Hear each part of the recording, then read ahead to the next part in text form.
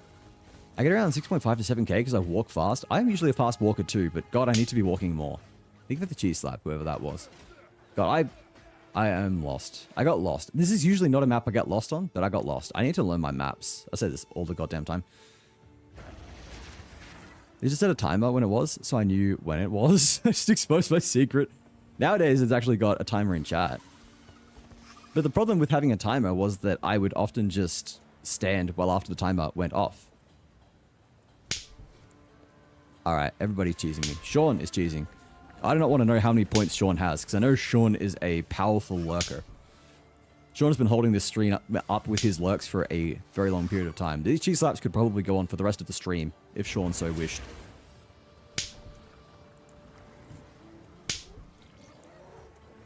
I very briefly saw a message pop up that required moderator approval, and it was just Seribot immediately just nuking them from orbit. No spam is allowed. Look at that contagion go. Contagion go burr. Remember, it used to just say, I just sat down. It would happen sometimes. It was usually the days when you guys were making me stand for ages. So I would get really picky and make sure I sat down the moment the timer was up. Running on a treadmill. Aren't you tired from running through my mind? Fuck, that's a good one. That might be your best yet, Envy. That was a fucking banger. Welcome in. How's it going? Look at you. You're out here talking about how I can just come up with context relevant flirts on the fly. You've gotten so much better at this too. I'm watching your growth. Your growth in coming up with great compliments and flirts is almost as impressive as your growth as a streamer, which is insanely fucking fast. Clearly Twitch just banned you because they were afraid of your power. They saw how quickly you were going to approach partner status and they knew something had to be done. I gotta say, it is both heartwarming and slightly despairing to watch my friends just completely demolish the Twitch growth algorithm. Just watch them grow so fucking fast that I'm like, oh, they're gonna pass me in no time at all. I think a year ago that would have really annoyed me a lot. I would have been very upset and felt like my work was being invalidated. But now I'm just happy for my friends. Now I'm just happy to see people who are well deserving of it get the attention and success that they deserve. I miss those days. The good old days. The Balatro days. I'm really excited for when I go back to Balatro. Did you know there is a... Oh, I died. He dropped jack shit anyway. No fucking good loot, so it's not like I miss out on anything. I don't know why they have just murdered the loot drops in Season 2. It has got to be one of my biggest disappointments. I think I could probably tolerate the vast majority of other changes they had made if it was at least a case of monsters dropping a rare item. Like unique monsters dropping a rare item. I don't think it's too much to ask that monsters just drop some loot, maybe, potentially. Envy with the Riz.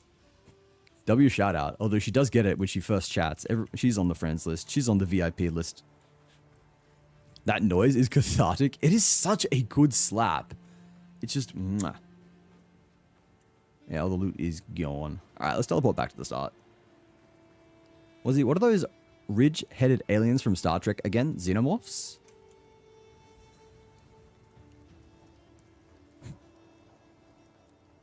Is this going to be another gotcha moment? I don't see how Xenomorph is going to lead into any kind of thing. The angry ones that talk? Oh, you said Star Trek, not Alien. I got no fucking clue. I don't watch Star Trek. I saw ridge-headed alien, and my mind immediately just went to the Xenomorph. Fuck. Okay, yeah, you gotta get me one there. You gotta get me with that. Whatever that was, it would probably have gotten me. I probably would have fallen for that, but unfortunately for you, I don't watch Star Trek. We're getting our 13 skill gems now. Probably upgrade Essence Rain, I would say. What does the upgrade do? 1 second to debuff duration? That's so shit. What a doo-doo quality buff. Bone Storm at least is better. 10% more cast speed? That's nice. Cast speed means they can channel faster. It does increase the cost, but also increases damage. I'm keen to see something happen with Bone Storm. I think Bone Storm's got a lot of potential to scale. As we get more points, as we can really spec into some crit damage. crit damage, cast speed, so we can channel a full army of them very, very quickly. Yeah, I think with Unleash as well as Barrage, then we could do some funny shit. Unleash a lot of bones, a lot of crits. Don't quite know how we scale this further, though. Because the big problem with these kind of games is that you need to find ways to scale. And that's something I'm not very good at. You want to look for as many multiplicative buffs as possible. Because you look at the builds that really dominate the meta. They are ones that are stacking, 5 or 6 multiplicative buffs, or sometimes even more than that. And the damage per second they are dealing is just in the millions or tens of millions. That was what Detonate Dead was doing. Also, we've got ads starting in just under 30 seconds, everybody. They will run for 3 minutes. You get another hour of gameplay afterwards. Take a moment to have a stretch, grab something to eat, and grab something to drink. I guess you don't have to, but at the very least, look after yourself. And in fact, I'm going to drink right now. No one has redeemed hydrate, but I will hydrate regardless. And you guys do too.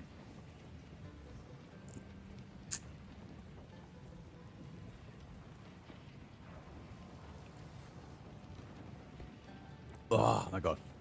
No, I just can't remember. Oh, alright. There we go. One more hydrate from cereal. I'll hydrate again. I took like 10 gulps, but I'll have a bit more. I miss watching your streams, but it was it was fun while I was doing it. I feel better watching people. Collab when? That is a powerful clip in Twitch. That's a powerful collab. Is Twitch ready for that? Is Twitch ready? You're gonna break the system. Gonna get 1 million views. Down to play whatever you are. Don't have much. Don't have to tell me twice to make my 8th coffee of the day. What? But please don't make another coffee. Wait, it is not even is it like midday for you? Is it even midday yet? You are not at a time of the day to be making 8 coffees. Please do not make another coffee. That is a problem. I understand that I am younger and less experienced and not in a position to be telling anyone how to live their life, given how fucked up mine is, but I feel like 8 coffees by 1 PM is a bit too much. I'm on my 3rd monster, Sean, please. Please, guys, look after yourself. Come on, guys. You can do better than this. You can look after yourself. It's not enough. Man, I in general have 3 shots per day. I will have 2 in the morning and then usually 1 before stream. And I think that's a pretty reasonable amount. If I'm not streaming, then I will just have my double shot in the morning. I have to have the one for stream just so I have the energy.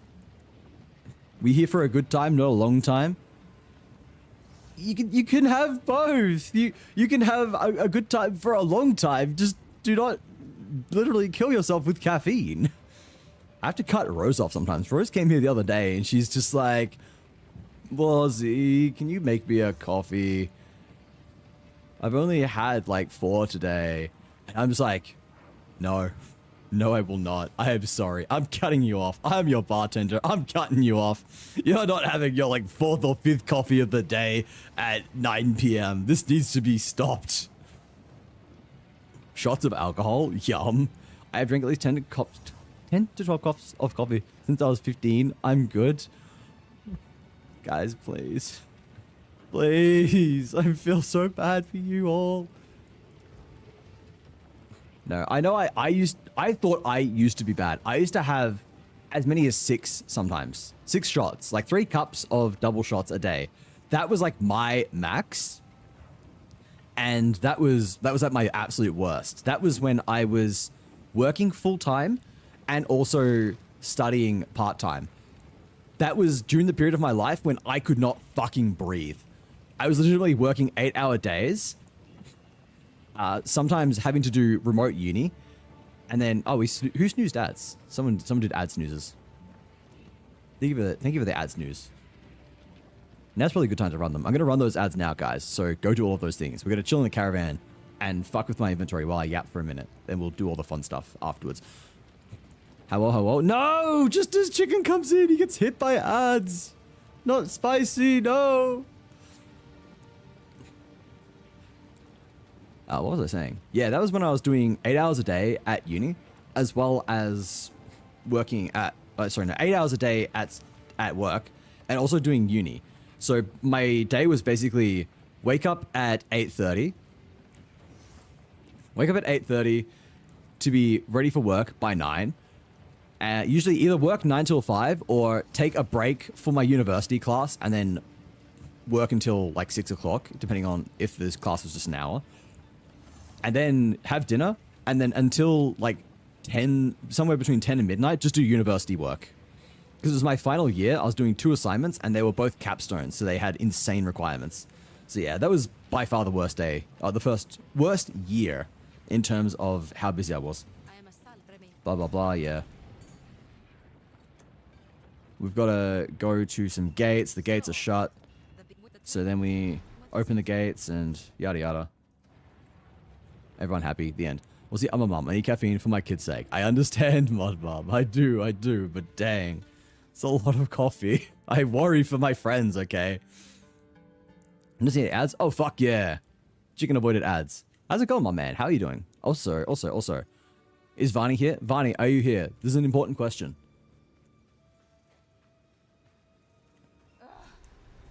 The Halani gates are closed for the first She's not here. I don't think she's here. This can only be related to Shout out. Why did the shout out not work? We should investigate the Faradan's camp in the halls of Modon and the Wait. What the fuck, streamer bot? Wait, okay, no, never mind. It is working. It says partially connected. It's not connected to my broadcaster account, it says. I have no fucking clue why. It's been doing this a lot lately. Anyway, W for not getting an ad, and W streamerbot for finally working. Anyway, Vani's not here. No one tell her I did this, guys. Guys, everybody stay fucking quiet. Don't say a word. She's gonna kill me if she finds out about this. We're adding Spicy to the friends list. I mean, Spicy gets a shout out every time they enter stream, and they're on the gotcha list. How's your damage output going? I think I'm trouncing unique monsters after getting the Eldritch Empowerment. Is that the one where you sacrifice energy shields? Is it that one? Yeah, it is. 30% more damage. Sheesh, that's a lot of damage, actually. I maybe should have picked that up over Blackened Heart. I feel like it would give a better benefit, but at the same time, the energy shield is kind of rough, especially considering how often I'm losing all of my energy shield. Klingon D's nuts. Oh, the Klingon. I've heard that name before. Ayo, thanks. Yep, that one. Yeah. Wazzy, where is my Minecraft meal? Your Minecraft meal. They're doing this at McDonald's, aren't they? Who was it? I think Rev showed me a picture of her meal at one point. It was a Minecraft box. Was it Rev? It might have been someone else, actually. Someone showed me a picture of their McDonald's box, and it was Minecraft. Which is interesting. But no, my DPS is alright, I guess. I've been fucking around with my support gems a little bit, and the biggest difference that I've made so far was... Where did you go? Essence Drain's here. The biggest difference was probably adding Swift Affliction. This has been much better. So it's doing more damage over time, and it has less duration, which is like fine with me. I read some articles. Unholy Might doesn't affect dot. Dude, okay, this explains a lot. Interesting. Ooh, same. Yeah, like that was significant. I mean, it literally is just a flat 30% buff. What is the wording on it? 30% of all damage is extra chaos damage. Yeah, okay. This does explain quite a fair bit. This explains why I'm dealing somewhere between shit and fuck all damage. Alright, interesting. Yeah, that is kind of doo-doo. I don't like that.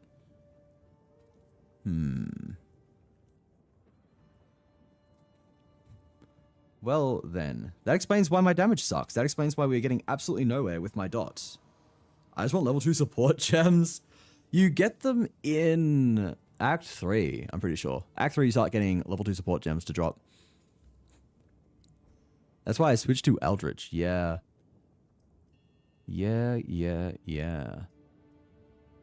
I mean, this is really cool. I really like the Rupture. I really like Rupture of the Soul. Dominion over Flesh is kind of shit. I don't give a fuck about this. I don't give a fuck about applying additional hexes. I don't care about hexproof enemies.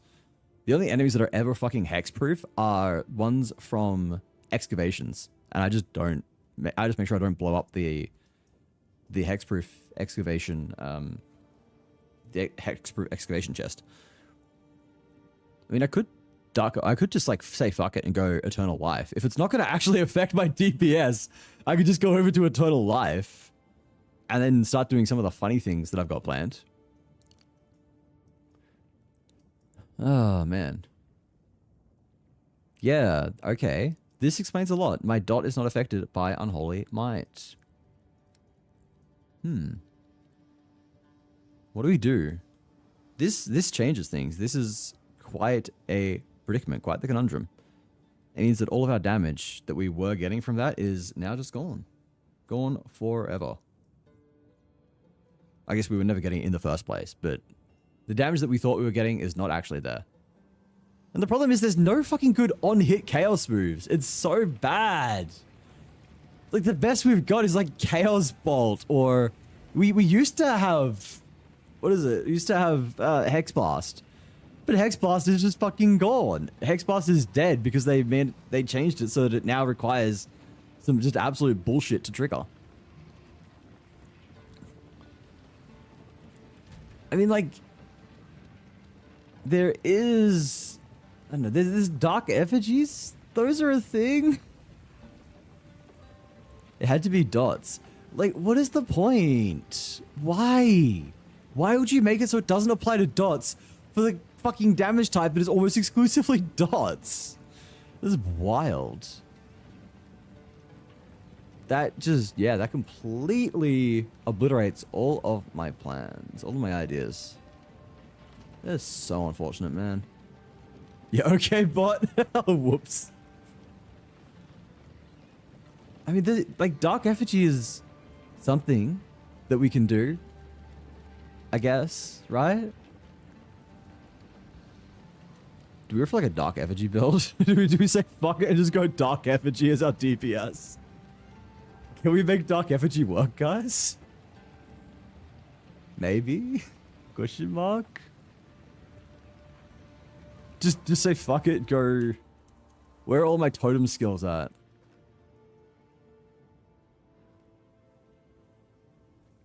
Yeah, look, totem life, totem duration. Yeah, that's kind of cool, actually. Maybe that's worth picking up regardless. Ancestral Bond. 100 Spirit is so fucked up for Spirit Reservation. Like, what the hell, man? Still, maybe if I go grab a Scepter or something, we can start reserving a few totems. I wonder if this applies to all totems or just totems summoned after your first.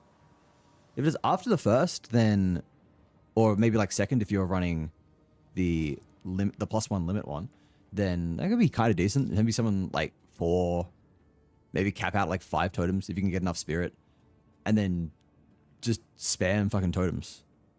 Totems also inflicting wither, give them a bunch of buffs so they deal decent damage. Just say fuck it to having any sort of damage over time. There's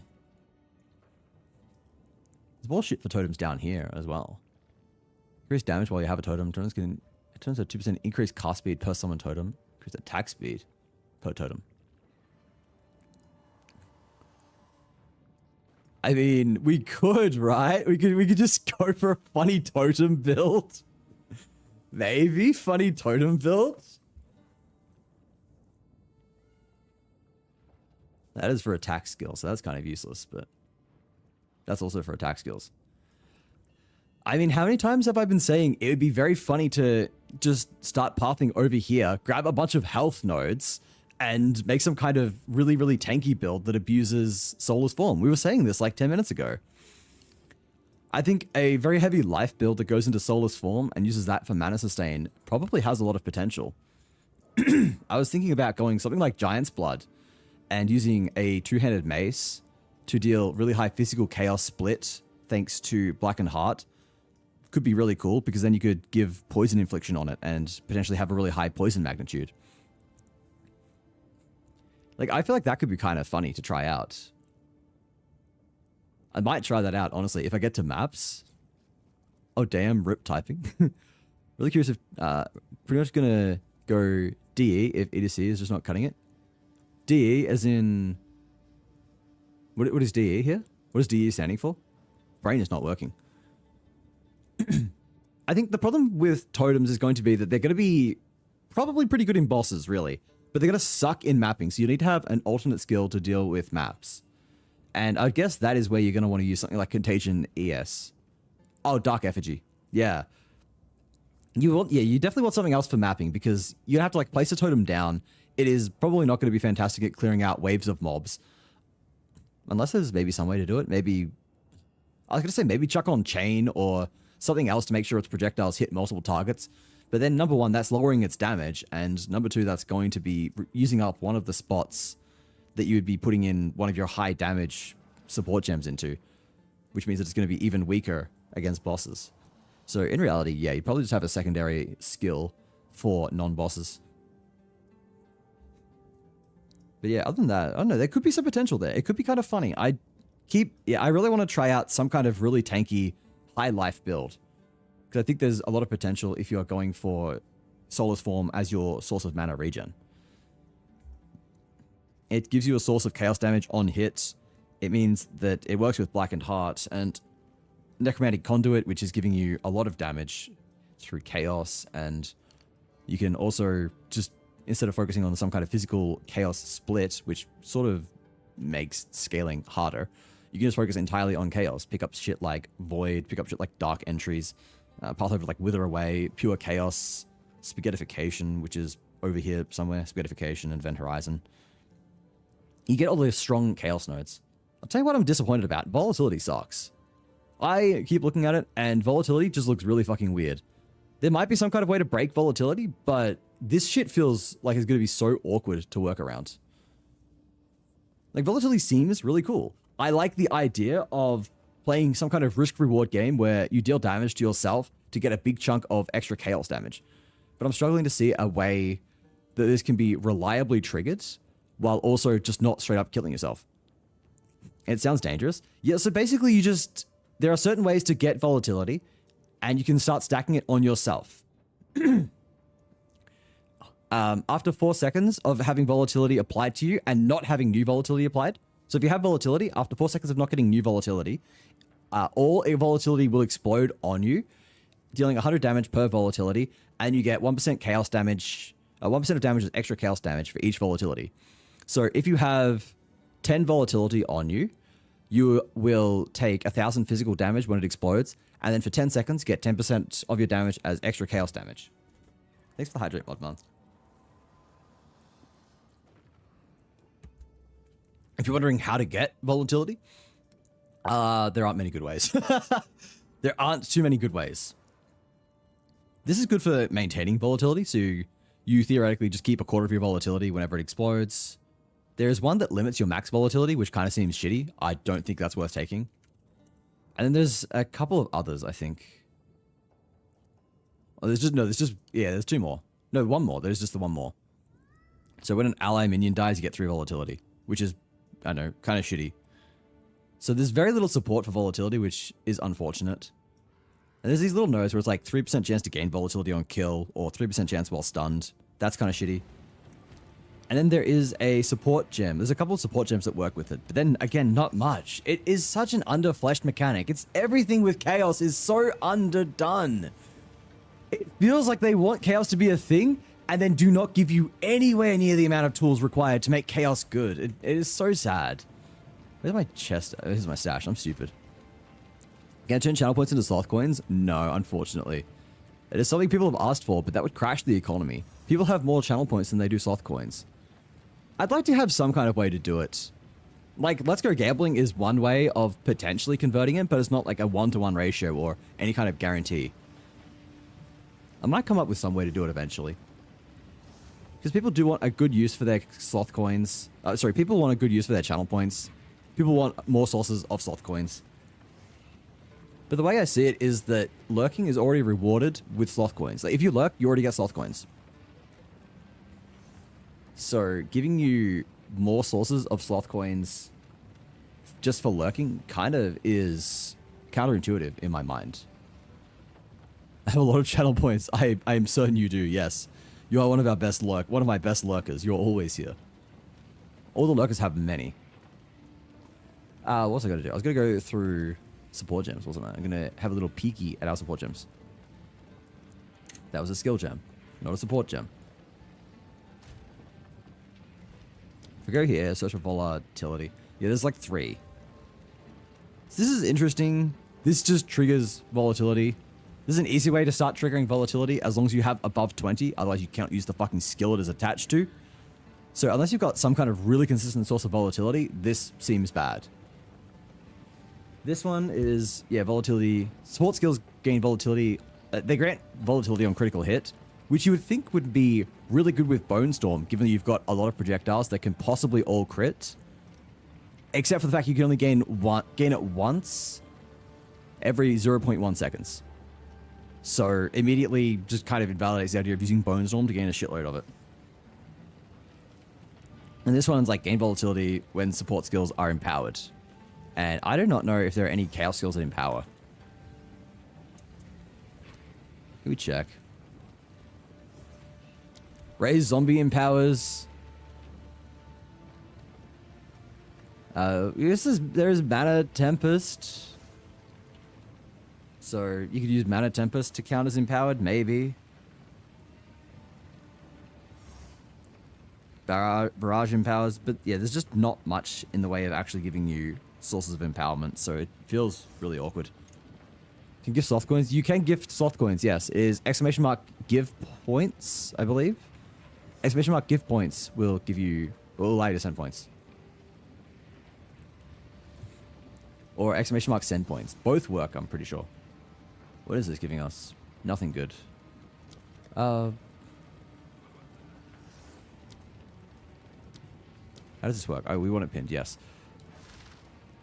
Let's deposit that. And I think we just sold the final 2. So. Oh, actually. This is just a regular. We may as well roll on this and see if we can get anything decent. Oh, wait. Hang on. Wait, that's huge. Okay, accuracy is shit there, but whatever. Okay. That was good for a second. For a brief moment, that was good. For a brief moment, we had something there and then just bricked it entirely. Accuracy, life regen. Oh, thank fucking God, we got those. Instead of those useless plus max mana or, God forbid, plus mana regen. Ugh, can you imagine? God, I would have hated to have seen those. Used up your luck yesterday? Yeah, I can't complain about this wand. I can't complain about my fucking Stella. Which is apparently not selling, which is kind of unfortunate. I might actually fuck around a little bit here. I'll swap these around, because this is my 5 Exalt tab. This is not selling, so I put that over here. And then this is going to be individually priced items. I'll price this at maybe 130. Exact price. Exalted Orb, 130. It wasn't selling at 150, so we'll drop it to 130. And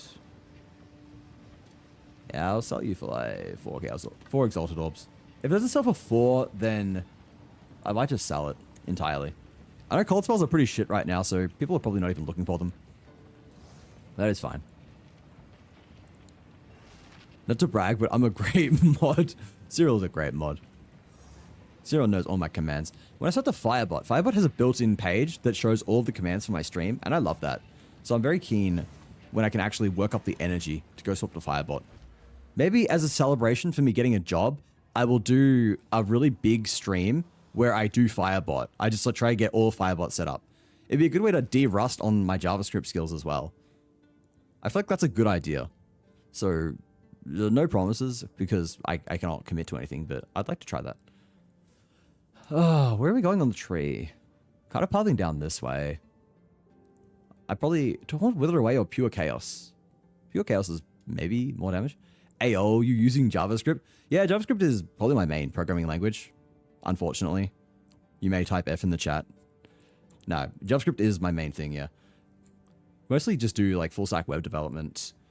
So front-end JavaScript, React, TypeScript, Next.js, that kind of fun stuff. Then back-end, pretty good with Node. Also work with Java, Go. I want to learn Rust. God, I want to learn Rust. I am really motivated recently to learn Rust. Well, a small skill tree. Not enough upgrades. I know, right? Like SMH. Come on, there's only like 1,500 nodes here. What is this shit, man? Come on. Now, I like the skill tree of Path of Exile for a bunch of reasons. The main reason is I think it's a funny litmus test. Litmus test. People who see this skill tree and they are not interested in it, they get scared by it, they get driven away from the game. And I think that's good because it kind of gives you an idea of what the game is going to be like.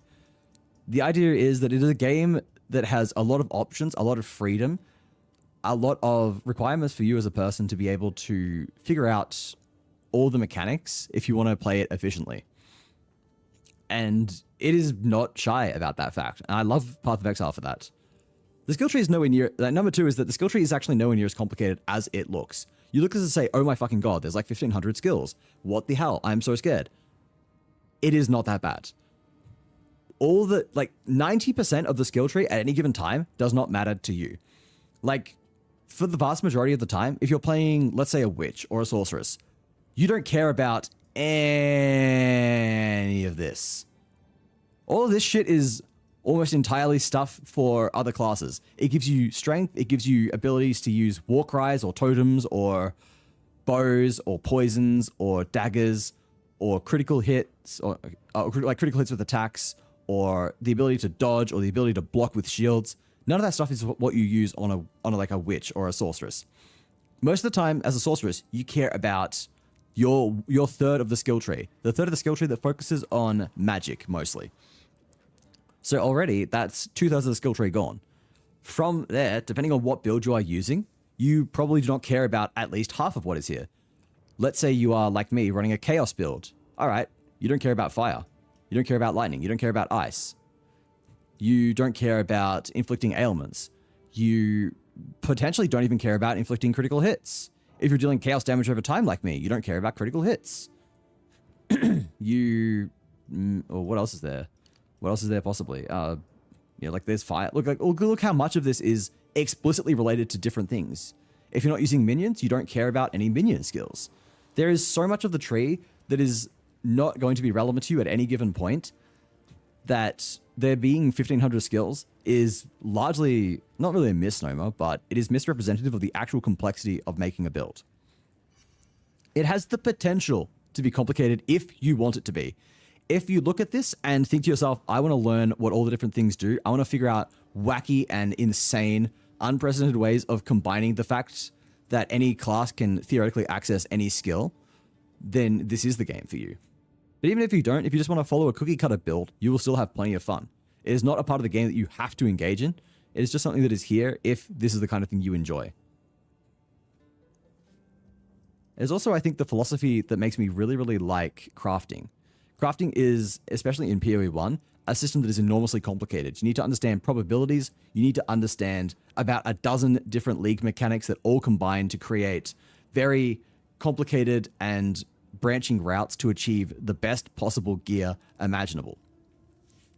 And doing that is extraordinarily difficult. Understanding every single one, understanding how to craft, what paths to take, what the best probability is to achieve the end result, how much money to invest, how much money you're likely to make out of it, is enormously complex. It is spreadsheet material. There are entire websites dedicated to trying to simplify this process. But that is not something the end player actually has to engage in. All they have to do is buy those items if they don't want to. But if you do want to engage with crafting, you can either save yourself a ton of money by learning how to craft your own items, or you can craft good items and then sell them at a massive profit. It is optional to learn it and engage with it, and it has rewards for doing so. It does not brick you from progressing in the game. It just gives you an alternate form of making or saving money. And that is just a good chunk of the whole Path of Exile experience. Just follow guides, understand how to do different things, or follow guides or read basic, like follow walkthroughs or read basic guides or go really in depth. It is up to you. Either way, you can enjoy the game in a different way. Anyway, rant about the skill tree over. Every time it comes up, man, I want to talk about it. I love the skill tree. I mean JavaScript as well, but my company's asking me to study Java for backend. I like Java. I'm gonna say Java is not bad. I'm a fan of statically typed languages in general. I'm gonna say I'm not really a fan of JavaScript. Yes, it is like a very hated language, but I don't think I hate it. I just don't like it largely because it is not. I don't know. I just prefer statically typed languages. I think it is slow. It is prone to bugs. It is not statically typed unless you use TypeScript, but even then, it is optionally statically typed because you can just ignore shit in TypeScript. And even using TypeScript is somewhat cumbersome because it is clearly a layer on top of the existing language rather than a native feature. And overall, yeah, I'm not massive on JavaScript. It is just, maybe unfortunately is the word, been where my career has taken me. I started doing sort of full stack web development that demanded a lot of knowledge of JavaScript, so that is just what I got good at. I did Java as well because that was also just something that my job required. And then when I moved on to the company after that, it was a company that was using a lot more JavaScript. We had an open source SDK that was written in TypeScript. We had a Next.js application that was using TypeScript. We had middleware that was written in TypeScript. There was just all this stuff written in TypeScript. So I've just spent most of my career doing that. I will eventually move on, I think. I really want to get good at Rust because I think that is going to take off. I think Rust is going to be a fantastic investment of my time. Might, just learn it casually, maybe do some open source contributions. Long term, see if I can get into a job.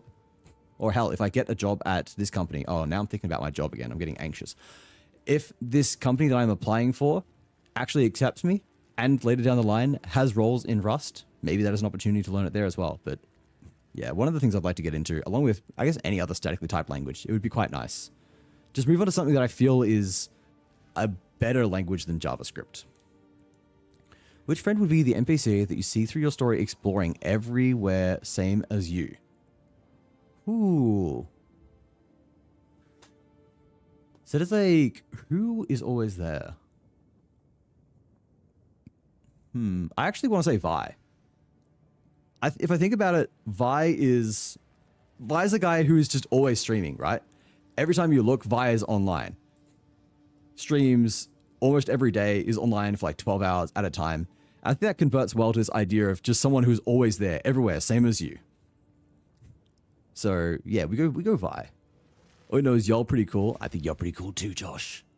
Chaos damage goes well with Dark Effigy using 100 spirit per totem. You can have 3 Effigy firing 2 dots each. Or the 2 Chaos spells, the Chaos Debuff Curse and Hex Blast. Yeah, it does seem like a good idea. The fact that you can have all these attacks attacking quickly, and if you can additionally increase your cast speed and increase the attack speed of your totem, then there's just more opportunities to inflict Wither. Additionally, the new gem that inflicts Wither is really good because it is theoretically possibly good, because rather than just inflicting a single hit of Wither every time it hits, if it deals more than 100% of the enemy's ailment threshold, you can actually overcap and potentially inflict multiple stacks of Wither. So there is the potential to just keep a shitload of Wither stacks. I think Wither caps at 20? Oh no, caps at 10, geez. Okay, maybe that is less impactful then. If you have 3 totems firing non-stop, you're going to be capped at Wither immediately. I guess it does mean that you would not really need Withering Presence on. So you could deactivate that, which is a nice 40 mana, 30 spirit saved. I'm going to say 40 spirit, but it's 30 spirit. So I guess like that's nice. Yeah, I think getting the spirit is going to be one of the harder problems. You could get about 200 from your average scepter. A scepter provides 100 base, and then you could easily roll plus 100 or more spirit. You can get up to 60 on a body piece. You can corrupt spirit onto a helmet. But other than that, I don't know. There's not really too many options. Funnily enough, this is a build that would be better on Infernalist, where you could just go down the Bite-Out's tree, take Bite-Out's will, and give yourself an extra couple hundred mana. No, not mana, spirit. Give yourself an extra few hundred spirit, and boom, you can chuck down a fuckload of totems. Which friend would be At the bar, high, drunk, tired, going through some shit you help with. I was like gonna be like drunk or tired, like high or drunk or tired. I was probably gonna say like Vi again, but some shit you help with. Ooh, that is good. Good question. Who do I actually help shit with? I feel like there are not many people in my life that I'm constantly helping, you know? Like, it would be potentially presumptuous of me to say, ah, yes, this is a person I help out. Because if you think about it, you know, anyone I would be... If I say I'm helping someone out, then... Like, is that not presumptuous to be like, oh, yes, I help this person out, you know? Seems the Faradin have garden hills of Morden. Gotta think on that one a little bit. I like Bedrock. Minecraft Bedrock Edition. I like Java. Oh, I see. That is why you're saying Bedrock, because we're talking about Java. Whoa. Do you not see that? Do you not see that weird texture glitch?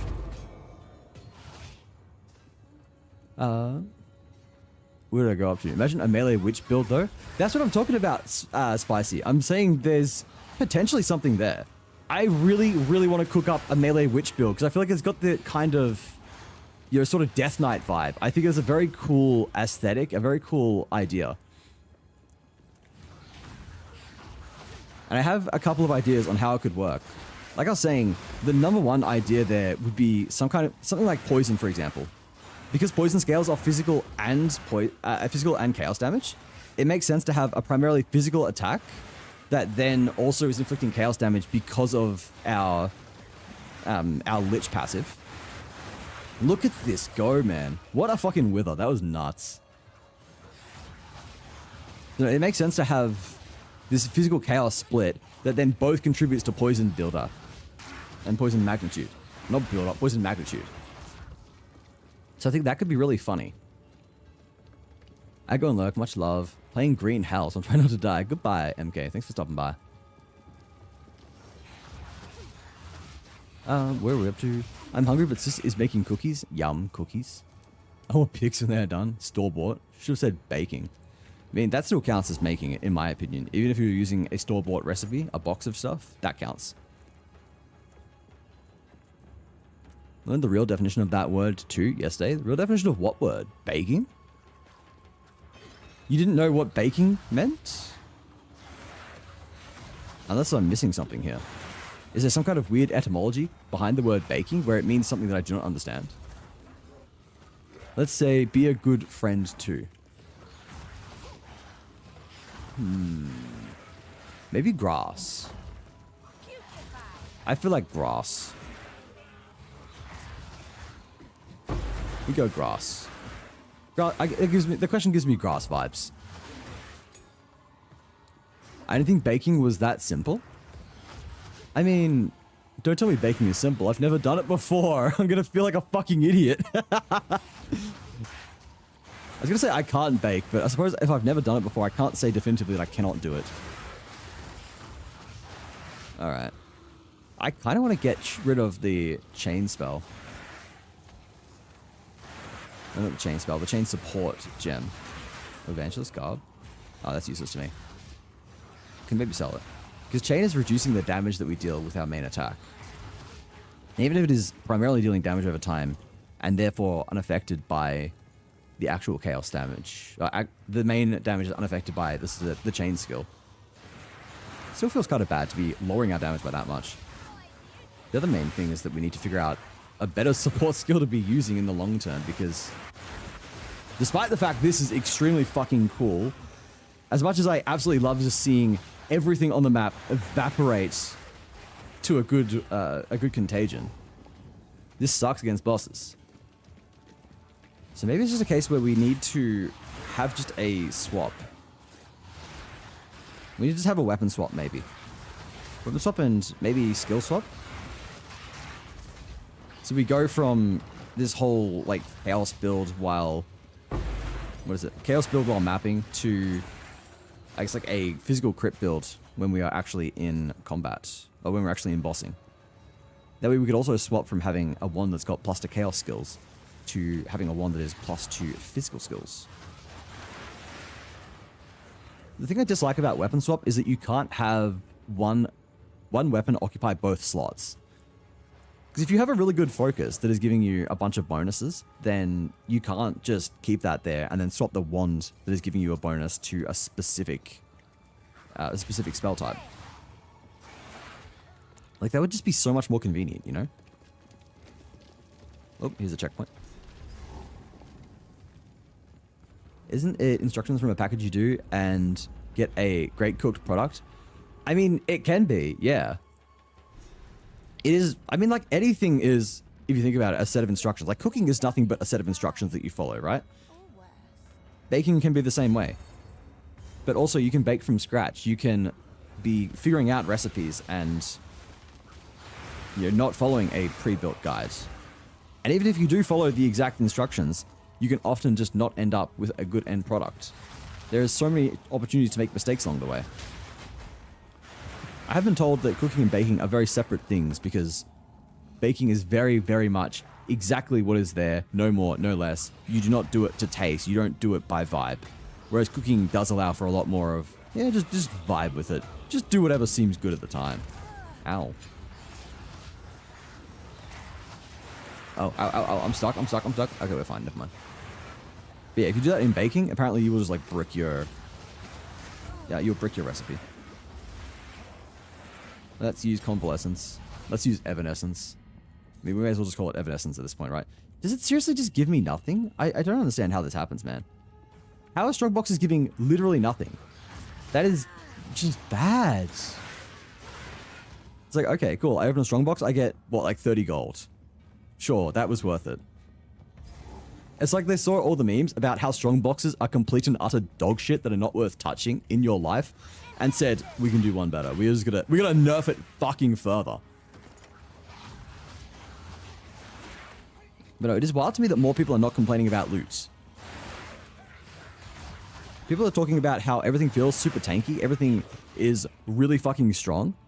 And yeah, monsters definitely they seem to have more health, but in my opinion, the biggest problem is just that we are not getting enough loot to actually get ourselves strong enough to kill the monsters. There's a huge problem with the amount of loot we're getting. It is noticeably smaller than it was last season. And last season was already considered really low by Path of Exile 1 standards. And I think that is fine. I was fine with the idea of it being a little bit more ruthless, a little bit more like Ruthless mode. Oh, a Greater Rune. That's kind of a nice find.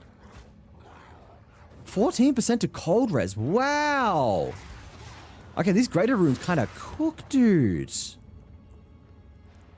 Okay, so that is how we're going to be getting elemental resistances. That is going to be significantly easier than it was in Season 1 at least. Because yeah, Season 1, we only had the minor runes, which gave way less than that.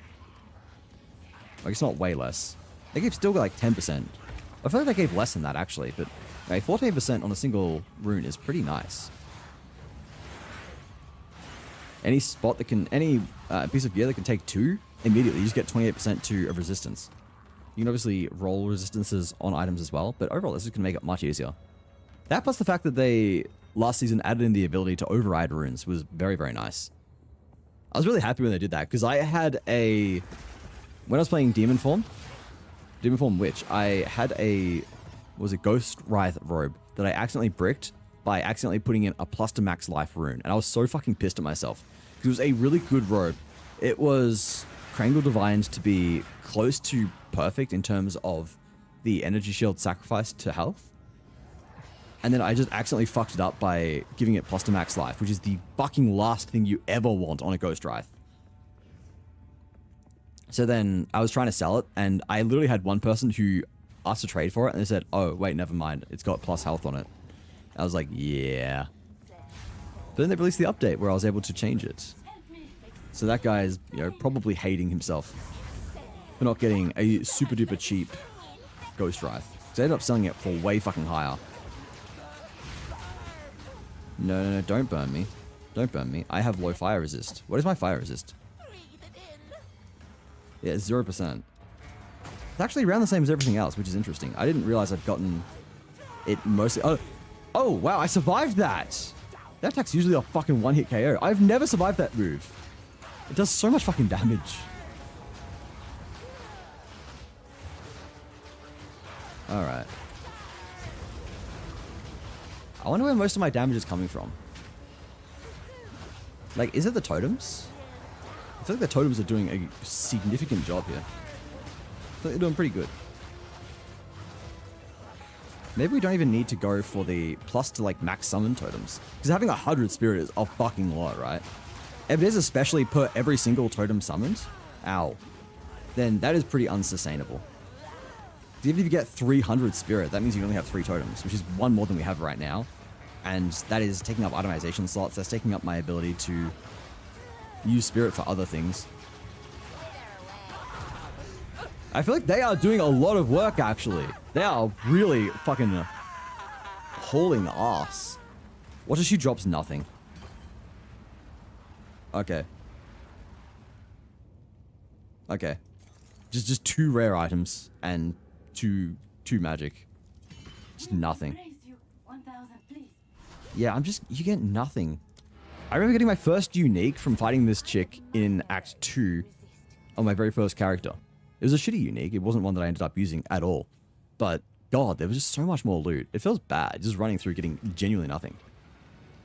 Which friend would have the most secret goodies in their house that they forgot about? Like funny coins on the sofa or candy in a hard-to-reach cabinet. Alright. So, like, who's the most scatterbrained friend, I guess? Or who is the most scatterbrained, or who is the most forgetful? That is an interesting question. Like, that is how I interpret it. So I'm trying to think of who would most fit that bill. Who's just gonna have shit just, like, randomly stashed away? Who is that? Who is that? This is a hard question. When you said hard to reach captain, I just thought Sin. I thought Sin because he's short. I gotta stop doing it though. I'm not that tall either. I need to stop fucking making the jokes. No. I want someone who is scatterbrain. I think who would be Sin? No, not Sin. Like, it was just a meme I thought about for the second one. I'm trying to think of who would be like the most scatterbrained, the most likely to just lose shit. Who would that be? Actually, you know what? I feel like Mod Mom would. Not because of the scatterbrain, but just because she's got all these kids, all the kids running around, so either they are hiding shit or she's just getting lost. Oh man, I would really like to put in something into Dark Effigy. I want the one that decreases crit chance, but increases hit damage. So I think that would be very, very good for our overall DPS. Especially because Dark Effigy feels like it is really contributing a lot. Do we really want Withering Touch on it? I know that is a crazy thing to say, but if it's going to be our main DPS, then kind of maybe we get rid of it. It is taking up a slot, and we could be buffing the damage it deals. I don't even know what its chance to actually inflict Wither is. I'd like to try and find out. Maybe I turn off Withering Presence, we go to a boss, and we just see how often it inflicts Wither. Because if it is not inflicting Wither often, then we maybe just like say fuck it and get rid of it. It used to be every single hit, whereas now it is not, and that is sort of a problem for us. If it was every single hit, then we would know for a fact that just having 2 would give us nearly full Wither uptime. That would be at least 3 attacks per second from 2 totems, plus our Withering Presence, which would be close to 10 stacks permanently. Blah blah blah, Halani gates are closed. You can make me keep talking to you. And now we can go to the Halani gates. Yeah, I go Mod Mum. I nominate Mod Mum for the position. We're nearly at another level, which is nice, because I am pretty sure this is a +1 level over where we are at now. So we'll be getting maximum experience. I don't think you get more experience for killing enemies that are a higher level than you. I do need to double check though. How's that damage looking? It is getting pretty decent, actually.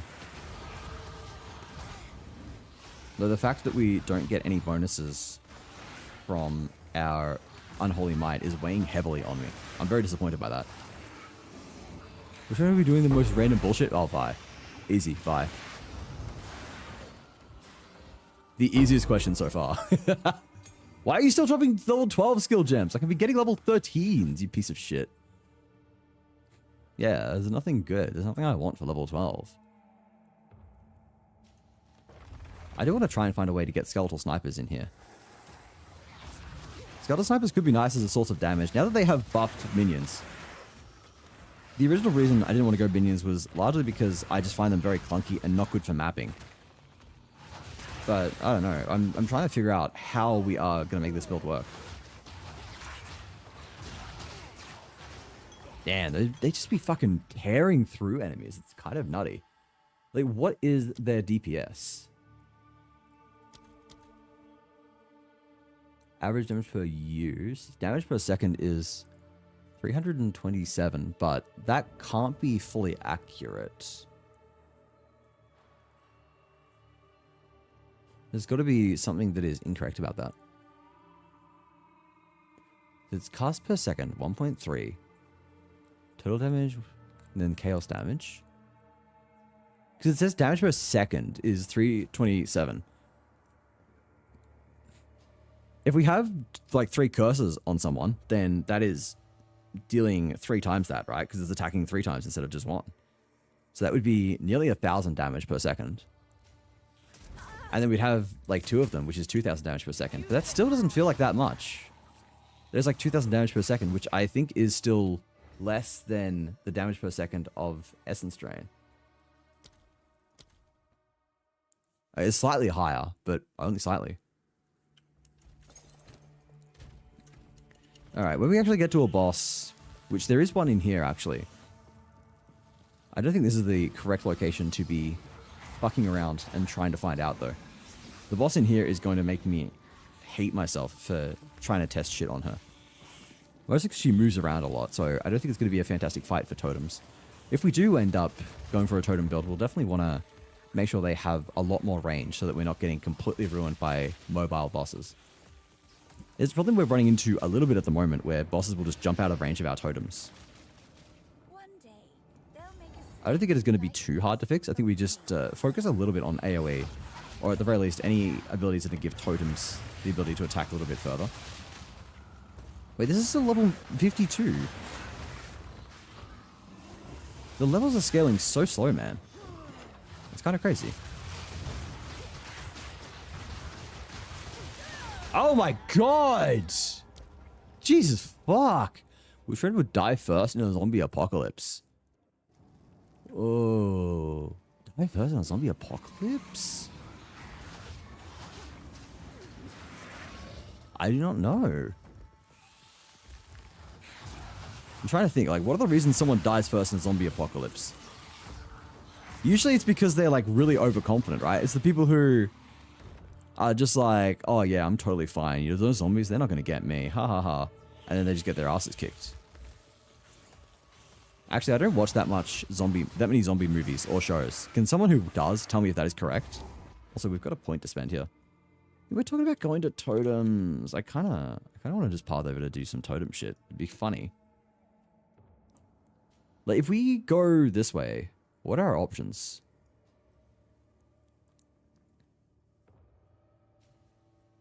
Is there anything else we can pick up in this general direction? Or are we just going really out of our way to pick up totems? Because that is good, and Ancestral Bond is potentially cool. But I don't know what else over here is decent for us. There's nothing inflicting chaos. This is attack damage. Minions. Minions. Minions. Damage taken before life. Taken from mana before life. Cast speed. Cast speed is potentially good. That would be nice. Increase cast speed when on low life. I don't think there's a way for us to be permanently low life though. There are some abilities that grant you low life below like 50%, but or even 75%, I think. But probably not for us. Reduce spell damage, increase cast speed for each non-different instant spell. Yeah, I don't think that's very good for us. This is kind of cool, actually. I didn't know this existed. A lot of crit chance here. Maybe something possible there. That and oblivious to it, like didn't see it coming. I'm back. Welcome back, Joa. Alright, so someone who is completely oblivious. Who would that be? I don't... Fuck, these are hard questions. Bro, the fucking bots are roasting me again. Let's get this over. What the fuck, man? This bot, right? This bot. Your chat's so quiet. I can hear your viewers snoring. Wake them up with fuckmyasswebsite.com. Like, fuck you, cunt. Fuck you. Call my fucking chat quiet. Bro, of course my chat's quiet. It's fine. They're sleeping. I'm a sloth. They're sloths. They're sleeping in my stream. Oh yeah, I was on the skill tree because I haven't spent my points yet. I got 1 point to spend. You smell like piss and moss by bots at my throat. Hello, Soot. It's good to see you again. How's it going? How's the Bindi farm doing? I'm here. Hello, Tyken. The bots are trash talking me as well. Bro, it's happening. So who died first? Was he? How am I to pick who's going to die first? Man, this is the problem. Like, whoever I pick here, I'm throwing under the fucking bus. This person is getting thrown under the bus, and they're gonna hate me for saying that they would die first in the apocalypse. This is the problem. You've really put me in an awkward position here, Gutsy. I'm really just crucifying someone. Biddy Farm got destroyed in the market crash of 25. I will rebuild. I have faith. I'm putting all my stonks in. I'm putting all my money in Bindi stonks. Just getting ready to do some work. Cavas? Caravan. Ooh. Actually, oh yeah, hang on. I've been playing Zombie Apocalypse. Okay, you know what? Lissa. The answer is Lissa. The answer is Lissa. The answer is Lissa. Not because she's oblivious or anything, but because Cavus will kill her.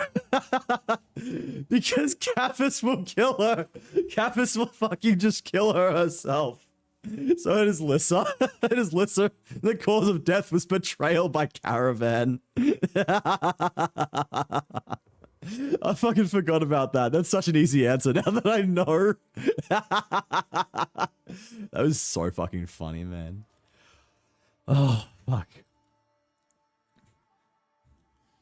Maybe bleeding is something we could do as well. Physical damage from hits contributes to bleeding magnitude.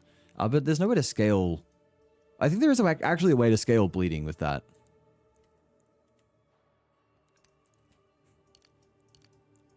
Only damage dealt to life will contribute to bleeding. Damage not contribute to bleeding chance. So it cannot be inflicted without explicit source of bleeding chance. The base magnitude of bleeding is 50% of pre-mitigated physical damage of the hit that inflicted it. Magnitude is not further affected by modifiers to the damage you deal. Modifiers the damage to enemy's ability to mitigate damage. Can affect the damage taken from bleeding. But any modifiers specifically apply to hit damage do not affect bleeding damage. Okay. Wonder if bleeding is another way we could scale this instead. I feel like there is a way to make all damage contribute to bleeding.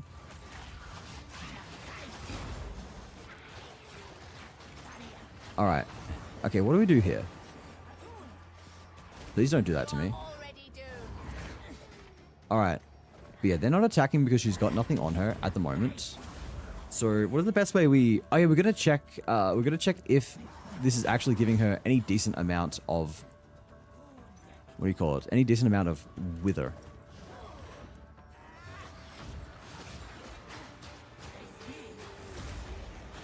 Hey! Stop destroying them! Bitch! This is hard to test, actually. Where's this bitch gone? There you are. Ow. Ow, please. She's destroying them so fucking quick is the problem. My totems definitely need more life. They're not inflicting wither. They're just not doing it. There's 10. Oh, there we go. Wait, so they can actually do it. They can actually do it if they are alive long enough. The problem is they're just getting their asses fucking beat so quickly. So if we are going to keep this up, we need some kind of way to like keep them alive. So anything that's going to increase totem life is probably going to be quite important. I'd like to not have to invest any of our support gems into that because they just are far too high in opportunity cost. But at the same time, like they get one shot by bosses at the moment. It may be necessary if it's going to be our actual source of damage. I also want to look into the support gem that allows you to inflict freeze with chaos damage. I feel like that would be very important on this kind of build. So we want them to stick around at the same location as our, what do you call them, as our little totems. And it is hard to do that if they are moving around all the time. So we freeze them, we keep them in the same spot, boom. Then we kind of ball. I'm gonna die. My Evanescence is on cooldown. No! Is build just balloons tower defense? No, all of those knives and shit, that is the boss. I'm doing chaos damage. So I don't know. I'm spreading plagues, basically. Spreading contagions everywhere. It is seriously hilarious that 100 years later we learn nothing from the direct causes of the Great Depression. Yeah, I mean, history is a fucking circle, as they say. I've started learning GIMP. Yeah, good on GIMP. The free open source alternative to Photoshop. There's gems that contribute to poison magnitude. That might help. There are. But my problem is that if I'm going to be looking into poison, I do not think I can go poison without going this side of the tree and investing in some of the poison nodes. And getting over here and investing in poison nodes is just going to be so expensive. So if we go poison, I just don't know if we can really get away with going poison when so much of what we require for poison to work is over here.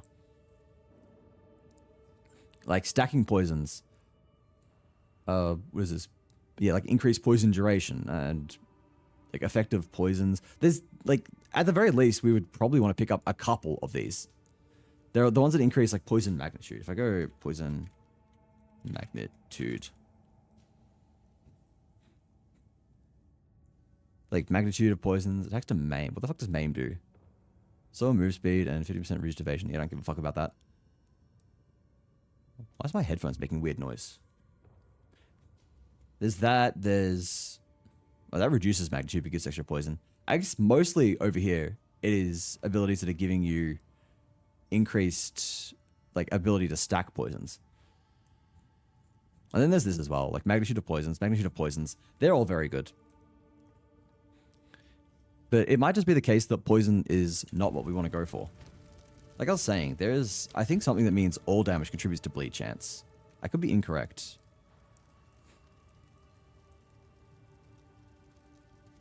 Support skills have 50% chance to inflict bleeding.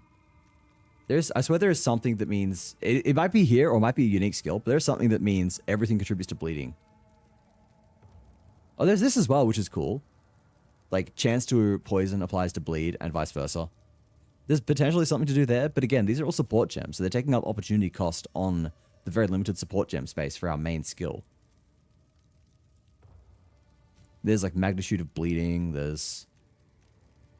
not that. There is something. What the fuck is incision? Debuff causes target to be high chance to be inflicted with bleeding when hit. Each second incision applies 10% chance to be inflicted with bleeding when hit. I mean, that's kind of cool. The idea of inflicting that using our... Well, it has to support an attack skill. Never mind, lol. We cannot put that on my bone spears, which is tragic. Most of these don't even work on spells. Yeah, it might just be a unique. Have you tried just getting your bars up? Like, it's about drive. It's about power. We stay hungry. We devour. Who is that from? Who sings that song? I recall hearing that. It used to be a meme at some point, I think. For a really old trader, Balbara sure is great. She does kind of fuck with you, doesn't she? You need to put those rocks down and hit the gym. The Rock. Hit The Rock. Dwayne The Rock Johnson. He'll hit me back and just fucking splatter me into 1,000 pieces. Sloth cannot fight Dwayne The Rock Johnson. Endrise, Wither, Pure Chaos. I think I'll just keep pathing over here for now. I don't give a fuck. I'll respec later if I want. But now I'll just go for more chaos damage. If it isn't the traitor herself. The Rock wrapped it. Oh, The Rock wrapped it. Oh, I see. The respectable young lady you've intruded into a goon cave can relate. She's about as young as you as she is suits.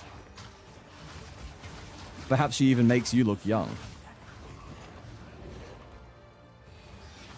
Which friend would be the worst at selling you stuff or selling the worst items but still has a business? Ooh. Good question. We've already established who the merchant was. Did I say Nat was a merchant? God, these fucking questions are getting... Oh my god, I'm so distracted by your questions now. These are getting insane. First was the flavors questions, and now we've got all of these questions on, like, my friends and who is what. Who is the snake oil salesman, basically? Who's the snake oil salesman? I guess snake oil kind of implies that they are tricking you, right? Yeah, this is more about someone who's just, like, really shit at business, but somehow still has a business. I feel like it would have to be someone who's really, really nice. Because, like, people just keep frequenting their business because they're just nice. I could sell bindies to a sloth. You definitely could.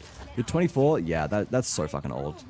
You're basically on death's door. I'm so sorry. It was nice knowing you. Oh, we got ads starting in just under 20 seconds, everybody. So take a moment to have a stretch, grab something to eat, and grab something to drink. I'll catch you all after the ad break. Thanks for sticking around. All right. Listen here, you stupid old lady. No. We don't do that. We don't do that. Okay, can you just stay fucking still? Jesus fuck. Yeah. Alright. Alright. Oh, I need evanescence. Evanescence, save me. Save me from the nothing I've become. Wake me up inside. Oh, wait, we're fine. We're so fine. Alright, now you, of course you would dash out of my curse. Why would you stay in range of my curse? That would be way too convenient. I should probably look into getting some curse buffs as well, given that I am now inflicting curse pretty frequently. It would be nice to have my curses have a little bit more magnitude, potentially activate a bit faster as well, given that I am losing my mind about how often enemies just fucking run out of them. Alright. Yeah, nah. Alright. I will re-chat in just a moment, everybody. I apologize for having to lock in. Oh. Pop Evanescence. Oh, my Evanescence is on cooldown! Evanescence isn't on cooldown. This is bad! Means I've got to stop fucking getting hit!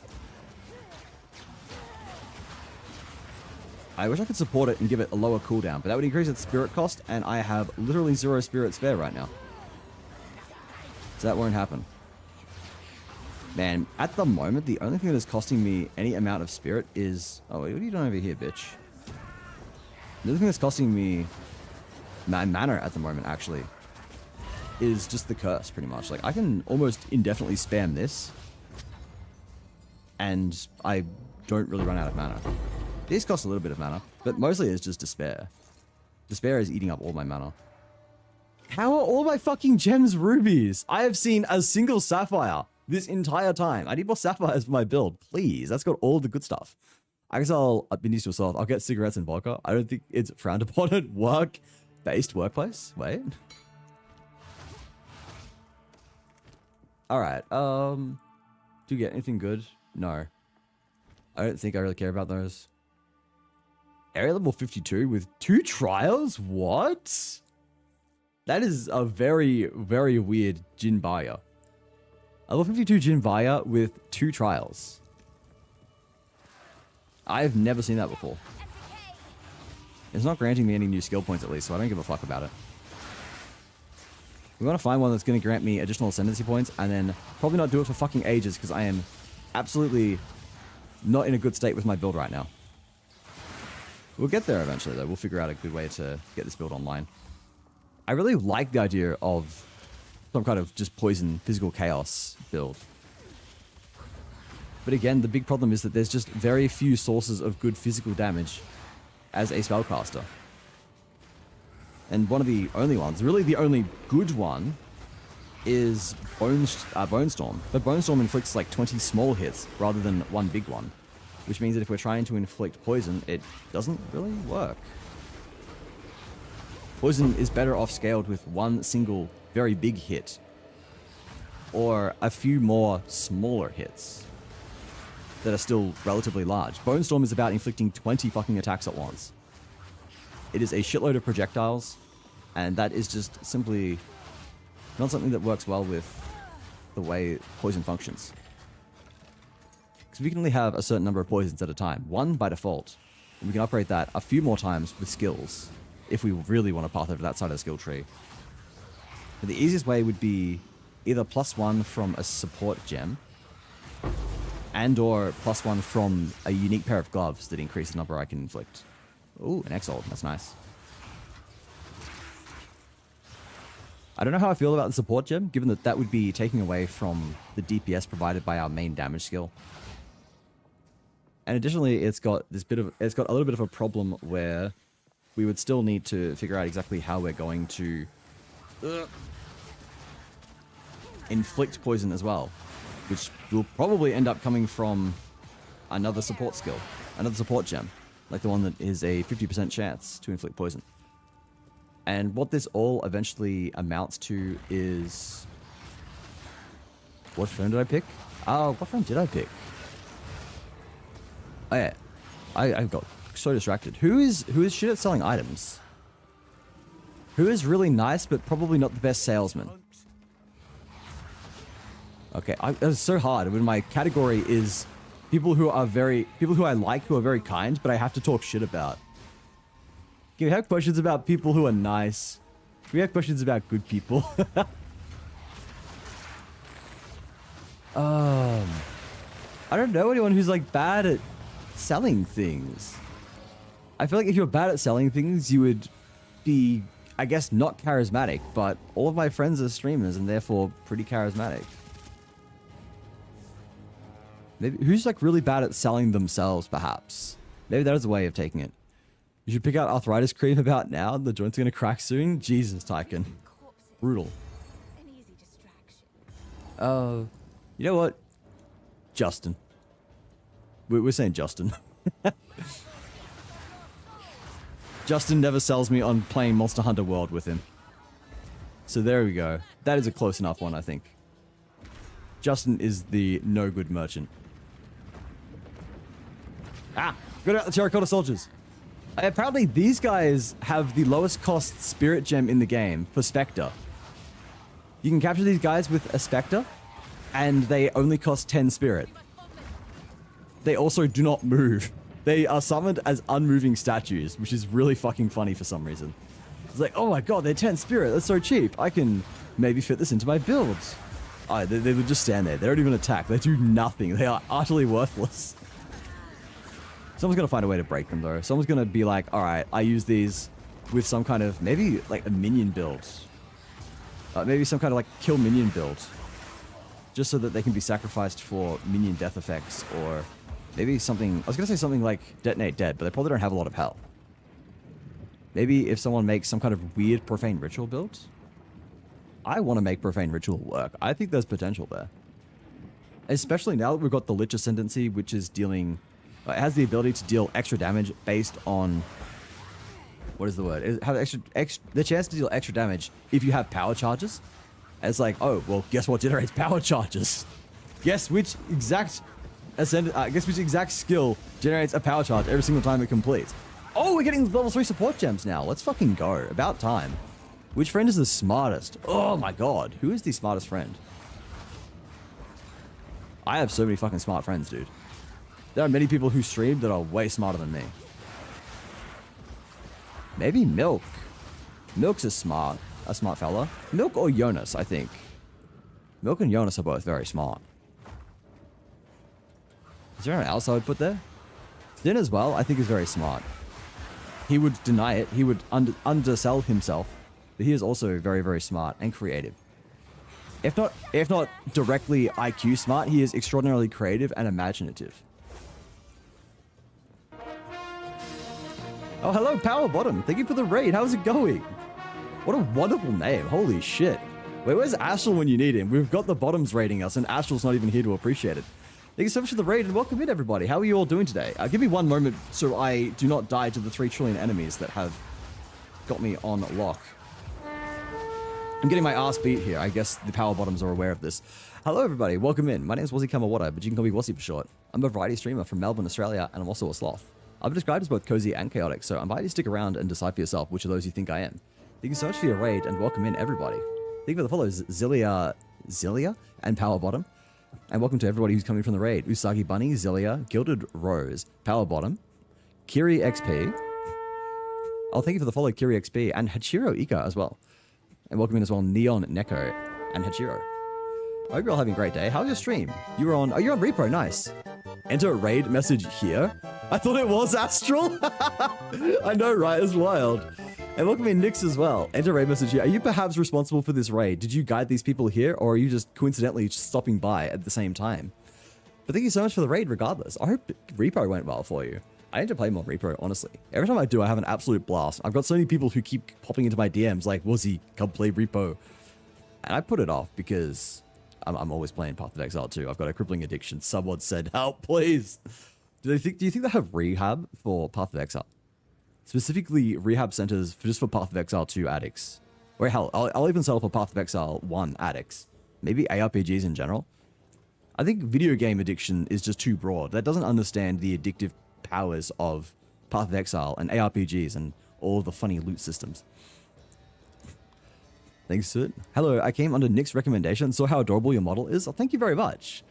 I appreciate him. He's a cute little fella. And look, I get a chance to show off my model. Ah, God, I forgot typing does shit. Hang on. Let me get out of the game. Yeah, my model is also interactive, which I think is kind of cool. He's PNG plus, I like to say.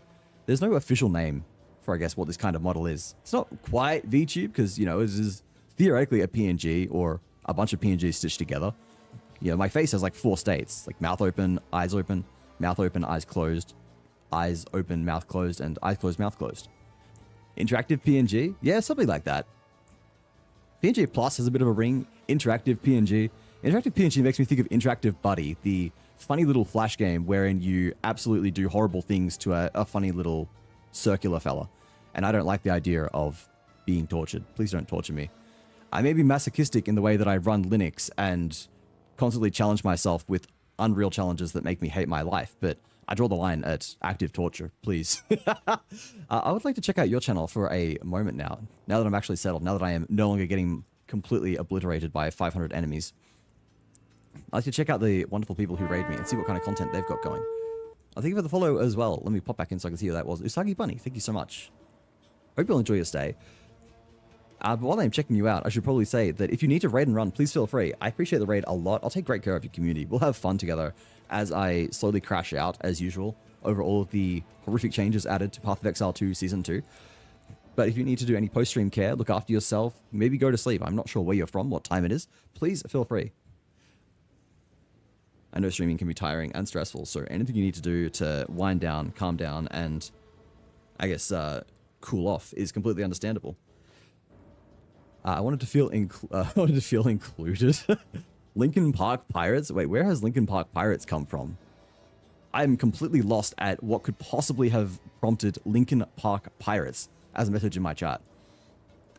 I also have the memory of a goldfish, though, as I'd like to remind people. So it may have happened more than 5 seconds ago, and therefore completely escaped my mind. I was actually so fun. I've only had dying experiences with it, but we did a good run that lasted a hot bit. Oh, I die all the fucking time. I'm fucking atrocious. I just have this ability to apparently just last less and less time every single time I play the game. I play really safe at the start. I'm fucking hiding under beds, hiding under tables, watching the enemies pass by. And then you get a little confident. You're like, all right, I can do this. I've seen people kill the enemies. I like the idea of fighting back. I've played Lethal Company where all you have is a shovel, which is barely enough to fight off a thumper. And most enemies are unkillable. I like the idea of fighting back and being able to take control and get extra loot for it. So you start fighting, and then you realize that you're completely shit, and you don't have the tools to actually fight enemies. So you die, and then you don't learn your lesson. Maybe that is just me. Maybe that is my overconfidence and my arrogance dooming me once again. Turns out Repo is actually a lot harder than Elden Ring. Interactive PNG. Yeah, maybe. Interactive PNG, interactive buddy. I guess I am just the interactive buddy now. I've changed my mind. My goldfish memory has prevented me from remembering how much I hated the idea of being the interactive buddy. I'm the interactive buddy now. I'm getting dogshit decos. Welcome to the world grind, Justin. I say welcome as if you are brand new to it. You've been doing it longer than me. That is how it goes. You get dog shit decos unless you are me, and you get god tier decos specifically for Charge Blade and give up on your plans of playing Greatsword because the game has basically pigeonholed you into playing Charge Blade with the good decos you've got. You know, absolutely. It's the first stream back, so I wanted to have a chill one. Everyone made it amazing. Therefore, I had to pass the love along. I love it when the community does that. I had to take my first ever actual unplanned break the other week. Been going through a bit of shit IRL, so I took a full week off streaming because I was just completely exhausted, a bit mentally down. And then when I returned the week after, everyone just made it so wonderful for me. The other night, actually, everyone put together a little kudos board for me. It was all these lovely messages, and I cried on stream. So I'm like, good job, guys. The third time you've made me cry on stream. Fucking hell. But it's so great. I'm so glad to hear that your community is wonderful as well. Of course, we've got Nix coming over from it, so this is no surprise at all. Nix is a very wonderful person over here as well. It tends to be that the great communities tend to share many of their members. I mean, like, my community is comprised, I think, some kind of chimera of all the people who are wonderful and end up raiding me. So we've ended up with a very nice community as well. It is shared with so many other people. Your bottle is so cute. Thank you so much. He's a funny little dude. I occasionally talk about how I will eventually... No, not temporal bubble, not temporal bubble. Please. Sorry, 1 second. I'm crashing out. I'm crashing out over my least favorite... Well, I guess my second least favorite modifier for a rare enemy to have. Okay, there you go. Yeah, get confused. Get confused. Go away. Go away. Attack the NPC. There we go. What was I saying? Goldfish memory and all. Oh yeah, we occasionally talk about how I will eventually be swapping to a live 2D model.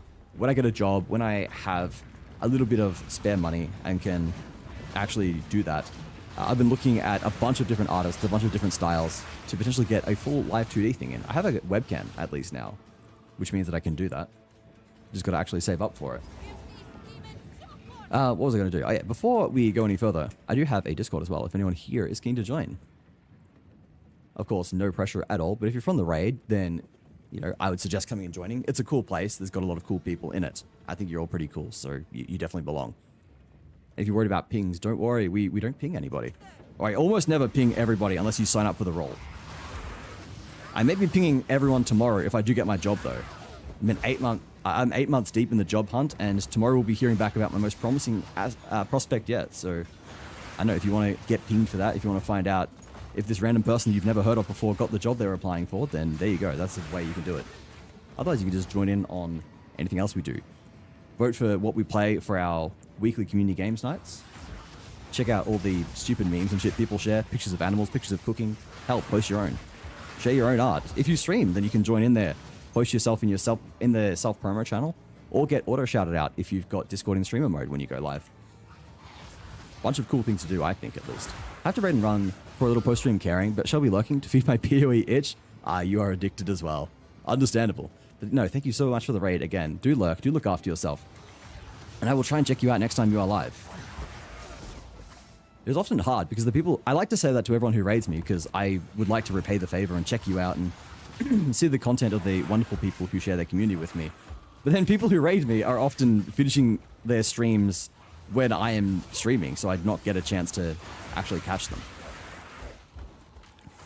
But I've been talking about doing earlier streams, if at all possible, if I don't get this job and if my life sort of works out that way. So if that happens, there are a lot of people I will finally be able to start sharing some love back to. Hunting jobs as software dev sure is nerve-wracking, ain't it? All the interviews I've had involve leak code, exams, and whatever. I've never had leak code specifically, but I do have many, many interviews that are, technical. This latest place that I'm applying at, I will not name names just to keep myself, semi-anonymous. It's like a big enough company that it would not be doxing myself, but it is I went through 7 interviews with this company. I should say 7 technical interviews. Of all of those interviews, 4 were programming related. 4 were explicitly programming. 1 was systems design. 1 was managerial and 2 were managerial, sorry. 2 were managerial, 1 was system design, and 4 were programming. So, welcome to hunting a job in software development. It's fun stuff. Alright, this is either going to go really, really well for us or really, really badly. And it all depends on, Okay, no, it's fine. It is so fine. Contagion wins again, baby. Oh no, now these guys are fucked off over here. Go away. Since I'm in, does that make me cool? Absolutely. Serial, you, in fact, would be cool even if you were not in. I'm pretty sure you get away with that. Oh my god, stop exploding corpses! I just fucking finished off a 10-pack strongbox, and I've got corpse explosion on a rare mob. Right, go away. Ah, I hate you. Oh. Now you choose for me. Which archetype would King of Serial be? Serial is like... Okay, how do I describe this archetype? I know what kind of archetype he is. I've got to figure out how to put it into words. I don't know if it is... Like, I don't know what kind of archetype it would be called. I'm trying to think of a character, actually, that I feel would be fitting.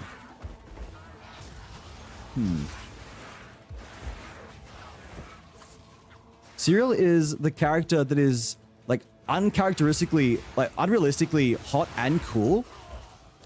And is genuinely just, like, the guy that everyone wants to be friends with and wants to know. And for some reason, just associates with the party and loves them and does all this cool stuff with them. That is Serial. He's the kind of guy where you're just like, God damn, they really struck big. That is Serial. And Legend, welcome in. How you doing, my man? Hey, spawn camping. Spawn camping. I just entered the arena. Ow. Fuck you. Banana.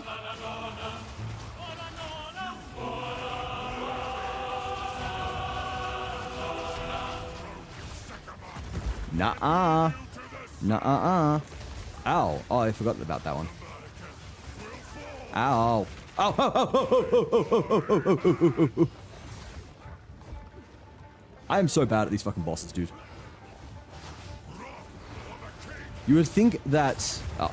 You would think that the Souls player would be perhaps semi-decent at bossing, but nah. Oop. Oh, he's vulnerable to chaos, actually. Hang on. I was going to say, this guy is taking damage. For a second, I thought my build was finally coming together. No, he is just a particularly vulnerable to chaos fella. Nah, stop doing that thing. The big problem with this build is that it is so combo heavy. And we are just simply not able to keep it up. I mean, this isn't even the full health version anyway, so he fucks off in a minute. What threshold do I have to get you to before you fuck off? Ow. Stop it.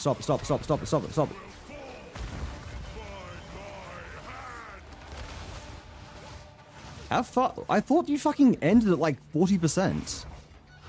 Is it 30%? Yeah, here we go. Now he fucks off. Like 35-ish. Ow. I forgot that he summons these fucking nerds before actually giving up and running away. Alright. Well, all the nerds can die to contagion. Yeah, there you go. Now he runs. He runs like a little bitch. Legend would make people do what he wants by his cuteness. Legend is the guy that no one dislikes. Legend is the guy that somehow ends up making friends with the actual end villain. No one understands how he has done it. Everyone told him not to, but he just did it regardless and was still friends with them. Your model is so cute. I'm sorry, I just read that. Thank you so much, Isagi. I think I just read that. Maybe I read it before and forgot. But yeah, I swear to fuck, I'm not kidding about my memory. It is like markedly better IRL. It is still not phenomenal, but I swear it is not that bad when I'm not streaming. It's just the fact that streaming sort of requires me to juggle what's going on in chat, what's going on in the game. I need to be talking as well. There's many things that I am trying to multitask, and something interesting that I learned is that humans are not naturally good at multitasking. Multitasking is something we're just simply not built well to do. So people who say they are good at multitasking are either lying or very rare. Oftentimes, people are not as good at multitasking as they claim to be. And if you believe you're good at multitasking, you may simply find that reorganizing your priorities and your responsibilities, if possible, so that you are not multitasking, can result in a much better experience for you. Damn, I thought it bugged out. You thought what bugged out? The fight? Hoi leg end. Wait, that's so accurate. I know, right? I feel like I'm better at giving archetypes for people rather than trying to assign people to archetypes. Enemy of none, friend to all. That is true. I'm trying to think. There was someone else I was describing as a friend of literally every single person. He wasn't leaving at half health. Maybe it's slightly lower. Maybe they lowered it. I do not know. Alright, well, we got that done at least. Yeah, I need to pivot my build sooner or later. I'm probably not going to be able to pivot my build until I'm in maps. But by the time I'm in maps, I need a better build. It's a catch-22 where I need money to make my build. And I won't have good money until later on. I don't know. Where do we want to go to first here? I mean, not Crown of Stone.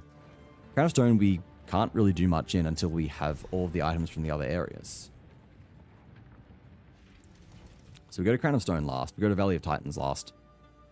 Can you pray I get very good decorations? I would normally say, yes, sure, I would love to help you.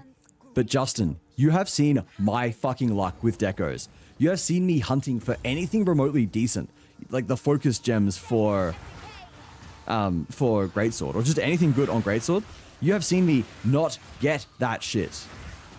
So I do not think I'm the right person to be praying for you. I might ruin your luck further somehow. So I am concerned about the prospect of helping. Like, quote-unquote helping here. Gemcutter's Prison? Yum yum. Yeah, if I find a... What was I gonna say? If I find what is it called? A good scepter. If I find a good scepter, I might just try out some kind of weird totem build. It could be kind of funny. I think the main thing needs to be figuring out what our wave clear is going to be. Because, look, let's be real. If we want to keep up Unholy Might, which I kind of do because I think it's a nice skill, then like chaos damage over time, Essence Drain plus Contagion is not it. It is just objectively not benefiting from from half of our Ascendancy tree.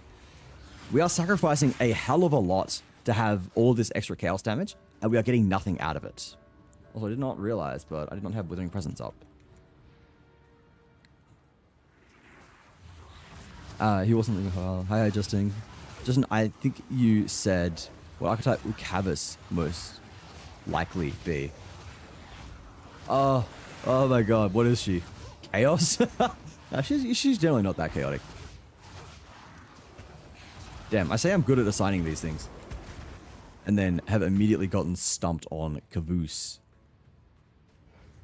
Oh yeah, she's the person who everyone gets the name wrong. She literally falls into that archetype of the person who every single time is just given the wrong name by every single person. It's almost like she's got a curse on her where no person can ever remember her name.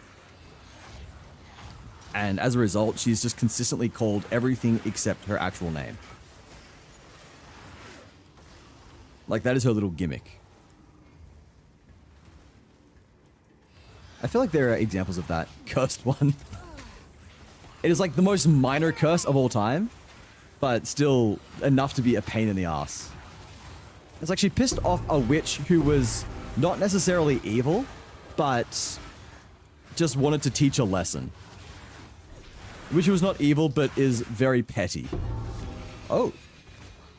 We got a fucking unique there. Sure thing. Cultist Crown? Cavus Crown? Cultist Crown? Oh my god, we gotta give Cavus her crown back. We gotta give Cultist her crown back, guys. Cursed one, got it. Cursed only with minor inconveniences. I think that would be a funny thing. Just this idea that, yeah, she's pissed off a witch, but she's not suffering any horrible kind of deformities. Her life is not ruined forever. She's just got really, really minor annoying shit. And that is it. Alright, you guys all die now. Thank you. Goodbye. Now we're up a level. How do we keep going up levels? I swear to god, the levels on these maps are going up so slow. Alright, spread that contagion, baby. Yeah! Contagion is so fun. Contagion is a funny spell. Yeah, chaos damage on hit is obviously the best contender for the benefits of Unholy Might. And someone can correct me, someone who knows more about Path of Exile can correct me if I'm wrong here. My understanding is that if you deal, let's say, 1,000 damage, that is then multiplied by, let's say, your spell damage of 300%, so it deals 4,000 damage total. That 4,000 damage forms the basis for the extra chaos damage you deal. So if you're dealing 100% extra chaos damage, that would be 4,000, and then it also eats those buffs. It gets those buffs again. So it would go up to like 12,000. Still mostly intact. I could be incorrect about that. And if I am, then someone please tell me. Also, I'm so sorry, Legend. I just saw you say, how are you? I am good. I was going to say good. I'm doing all right. I am very nervous, mostly.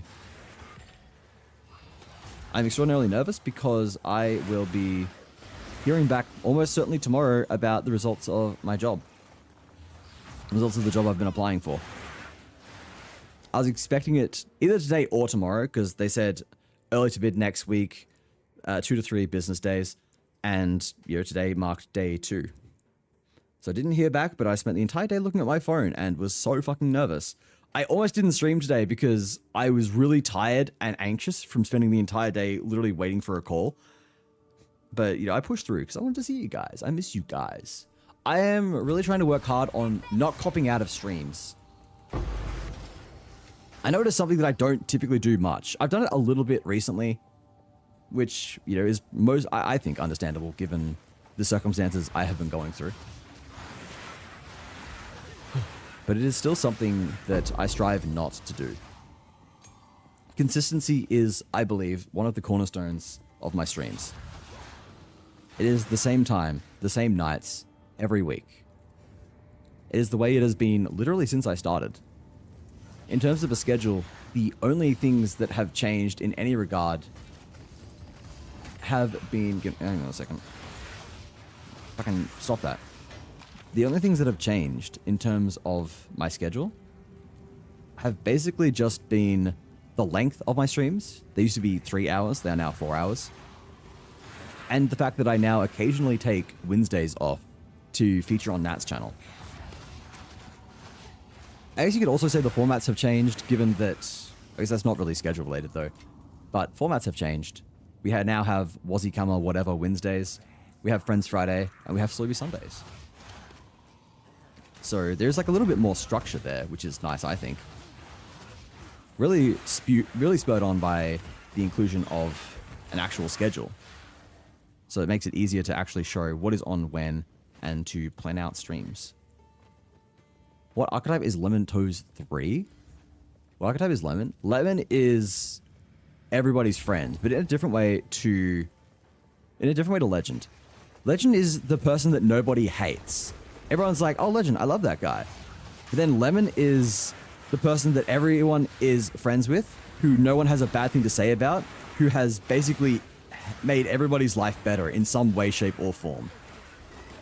Everyone knows her. Everyone can list something that Lemon has done to improve their life. And she just has this miraculous ability to always be involved, always have touched everybody's lives in some kind of positive way.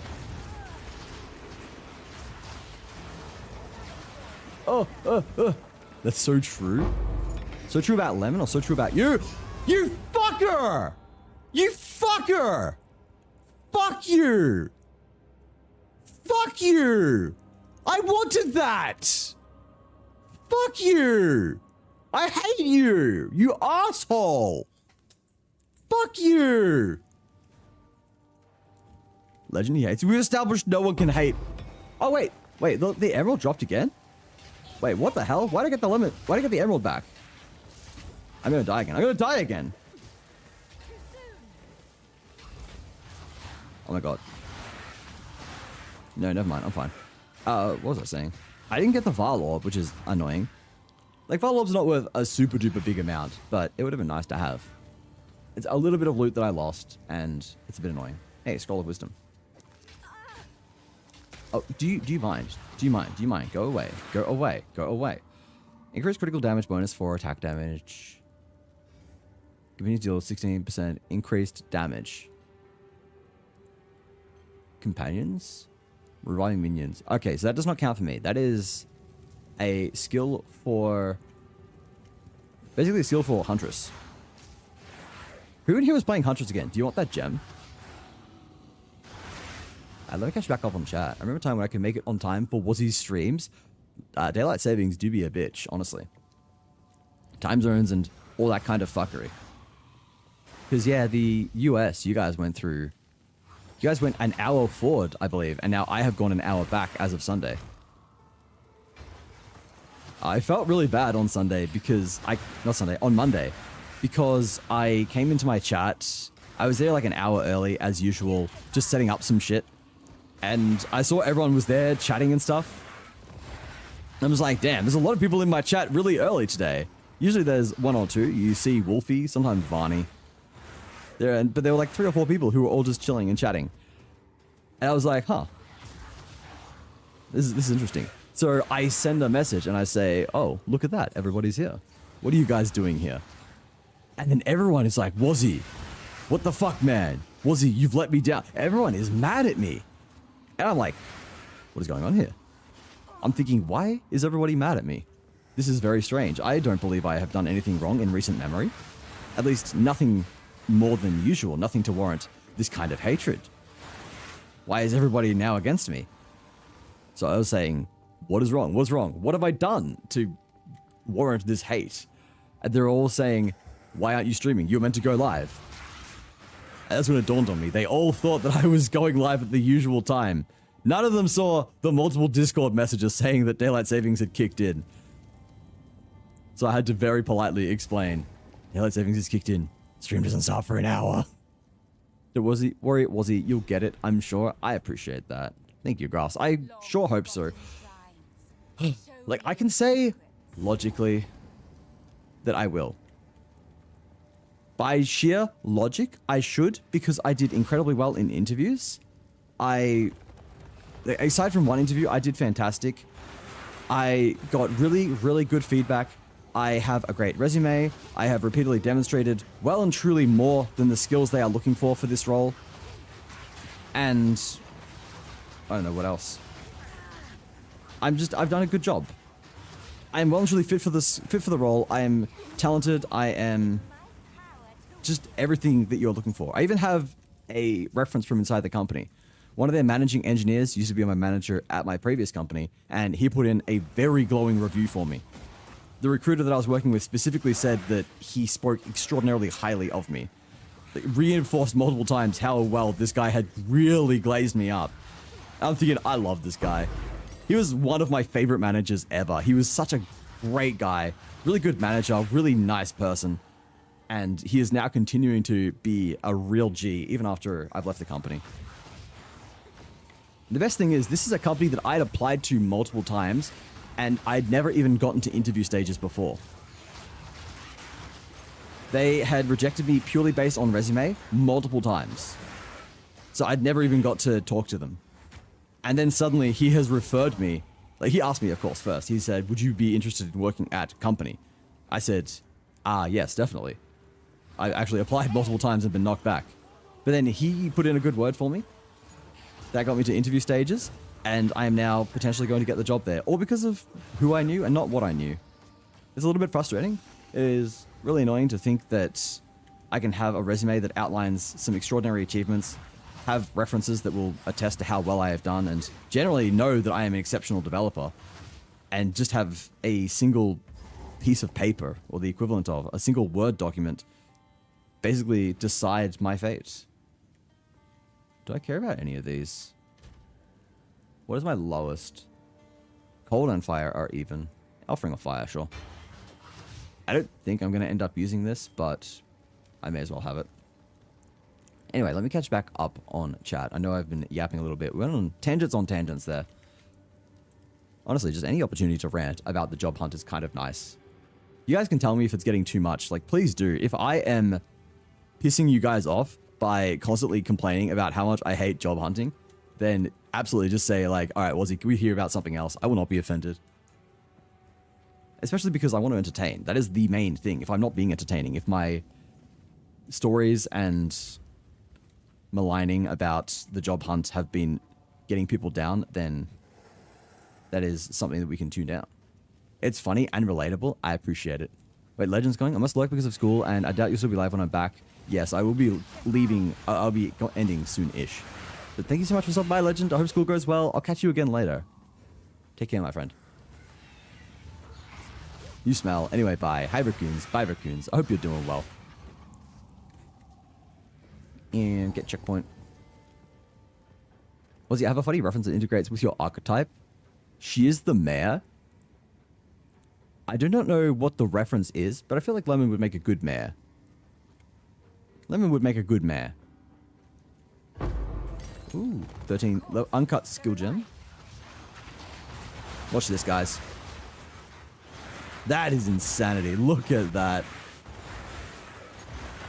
Oh my god. They're all dead. That's incredible. But yeah, it's just been insane. Job hunting, especially in tech, is absolutely insane. Cannot wait for it to be over.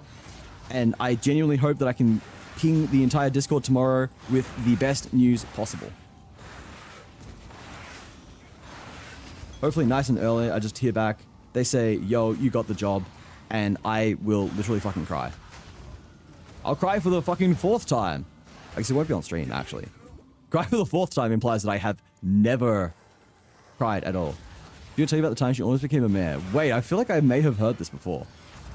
That is such a fucking Lemon thing to do. She has told me some insane stories about shit she has done. And I am in fucking awe. Like, she has lived a hell of a fucking life. She is younger than me. And I feel like she has lived 10 times the fucking life of me. I say younger than me. She's not that much younger. It's not like she's half my age. She's only like a couple of years. But still, like, very... She's just had a hell of a cool life. She's done some absolutely wild shit. And she'll never go... I don't think she would be the kind of person to look back on life and say, yeah, I didn't end up doing that much. Which is how I often feel I will go. I do sometimes worry that I don't really do much with my life. My hobbies involve doing safe shit indoors. My hobbies involve playing video games. And I know it is a very boomer mentality, but it is something that's been drilled into me, which is that wasting, in inverted commas, my life on video games is something I will regret.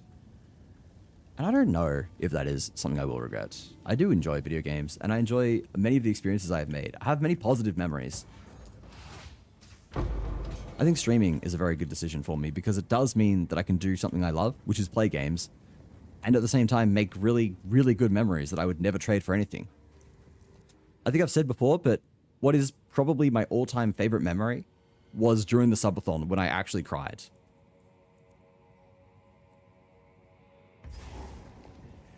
Sorry, hydration break, because God, my throat is parched. So one of the problems with my ADHD meds, specifically the short-acting ones, they give me a really, really dry mouth, which does not combo well with yapping the living shit out of my mouth. Where was I at? Talking about, oh yeah, so one of my favorite memories of all time was when I like literally cried during the subathon. I was just playing DVD with everybody, and then I think it was Psy dropped a gift bomb. It was like 50 subs or something massive like that. And then Twitch was, I don't know, Twitch decided I win the lottery, and they gifted me a 50 bomb as well. So out of nowhere, I suddenly had like 100+ subs, and I was like, wait, what the fuck is going on here? I'm so fucking confused. And then Psy was like, all right, well, that's a challenge then. And Psy dropped, I think, another 50 gift bomb or something just to try and beat Twitch. So out of nowhere, I got my biggest hype train ever. I went up 150 subs or something. And this was, I think, like 3 or 4 a.m. I'd been streaming for over 12 hours at this point. It must have been about 16 hours. In fact, it was around 4 a.m., 15, 16 hours. So I was really tired. I was losing my mind at everything that happened. And all of that sort of culminated in me just like literally breaking down, crying on stream. But it was the best kind of crying because it was happy crying. And it was one of those moments when it felt like everything I had been trying to do as a content creator, as a streamer, had just materialized. Not just because it felt for a brief moment like this was actually something I was succeeding at, but because it showed me how much my community loved me, how much I meant to these people who were spending that much money on me. And it truly just made me happier than I had been in a very, very long time. It was a very good time for me. I remember vividly of her talking about horror stories while Cavis was playing a Garfield horror game. Oh my god, I remember Garfield horror. That was one of Cavis's first ever streams, wasn't it? Oh, excuse me. Excuse me, princess. My god, the curses still cost so much mana. Why do they cost so much? Ow. Yeah, you stop that. Stop it. No. No. Bad fire gods. Bad whatever you are. Oh, we're getting more uniques. It's not a good unique, but look, I'm not going to complain. I'm not going to complain now that I'm actually getting something rather than nothing, which is what we've been seeing for the vast majority of this time. I should probably just pop a skill gem at the moment, one of the uncut support gems, because we've been waiting on these for a while. We get some very good stuff. One of the main things is that we can get +1 to the level of chaos skills. I don't know exactly what I will replace with that, but potentially here somewhere. Actually, I don't know what I would replace. I would like to give +1 spell skills to Essence Drain because it is dealing a lot of damage, but I don't know what I would replace. Chain is kind of necessary because without it, we are not going to be able to clear mobs very well. I could potentially chuck it on... It's not Despair. Maybe Dark Effigy? Oh, Dark Effigy's also got that problem of every single skill gem we have so far is kind of necessary. It was. I think it was, at least. I could be incorrect. Do not trust a word that ever comes out of my mouth. I have an atrocious memory, as we have well established by now. But yeah, Chaos Mastery is something that would be very nice. Extraction could be kind of nice as well. Sacrificing 10% of life is not a big deal, given how much life we have. I am relatively confident this will not work if we go for... if we go for Eternal Life, which is a bit of a problem. I'd like it to, but it probably won't. Alright, maybe we don't do that for now. We've got a few level 13 skill gems. We could use this to level some stuff up at least. Level up Essence Drain. Actually, we only had the one. We do not have a few. We had one. And that fit in anyway. I forgot that that was a 4 slot, not a 6 slot. Okay, Miss Water Goddess. Can you talk to her, please? I wanted to go and grab the fire before I actually talk to her. I wanted to speedrun the ship, but no, we gotta talk. Well, I mean, if we're gonna kill a goddess, we may as well loot her. Oh, man! God fucking damn it. For real! I gotta drop some shit. Transcendent Mana Flask. Is that... Oh, that's what I've got there anyway, so we may as well just drop that. Alright, there we go. We're out of here. I'd clip more stuff if I knew I was going to look back at clips for nostalgia. I mean, the thing I always say is, if you ever want to clip anything at all, if I do anything that is remotely funny or interesting or nice, you may as well just clip it. It costs you nothing. It costs me nothing. It costs Twitch something, but who cares about costing Twitch something? I don't think I need you either. So you may as well just do that. And hell, I appreciate it too, because I don't really clip my own stuff. I don't check my own streams. I really should. I need to get into a habit of watching my streams back just so I can improve, just so I can understand how I sound, how I look, what I'm doing right, what I'm doing wrong. And of course, pick up on anything that I think is clip-worthy, especially if I want to be really making more content in the long run. If I really want to be like posting shorts more frequently and getting all of that done. But yeah, you guys doing clips is very helpful. If you see anything funny or worth clipping, then just, you know, send it. Just clip it. Identify items. What else is worth doing here? These are probably worth nothing. They're worth nothing in League 1, so I imagine they're worth nothing in League 2. Crown of the Pale King. This is probably worth nothing. Oh, it's got 10% increased rarity. That's kind of nice, actually. I almost want to wear it exclusively for the fact that it's giving item find. We need more strength.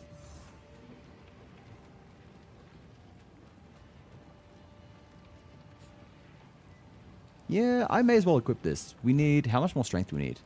I need 6 more strength. That's a very awkward number. It's a very, very awkward number to find.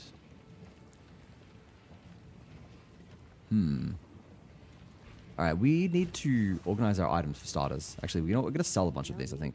Sell you, you. I will put you in my stash. You can go in the uniques tab. A bunch of level 3 support gems. I'll put the level 3 support gems away for now because I don't think they're super necessary. We can level up, ooh, maybe Dark Effigy. Make it deal a little bit more damage. Sure. And other than that, what else we do? Just put everything else away. Go back to on tab 1 so I can put away my runes. I can't wait until they add rune affinity. That's going to be very nice. It's going to be very convenient to be able to just chuck runes wherever you want. Hello? Laura, welcome in. How's it going? Good to see you again. We're not going to use that Exalted Orb for now. What does this give? Fire damage, increased armor, increased life regen, increased stun builder. That's whatever. I don't really care about any of that. Gemcutter's Prism is a nice find. How many of those do we have, actually? I want to move my currency tab. I feel like currency should be here. It's easy to see now.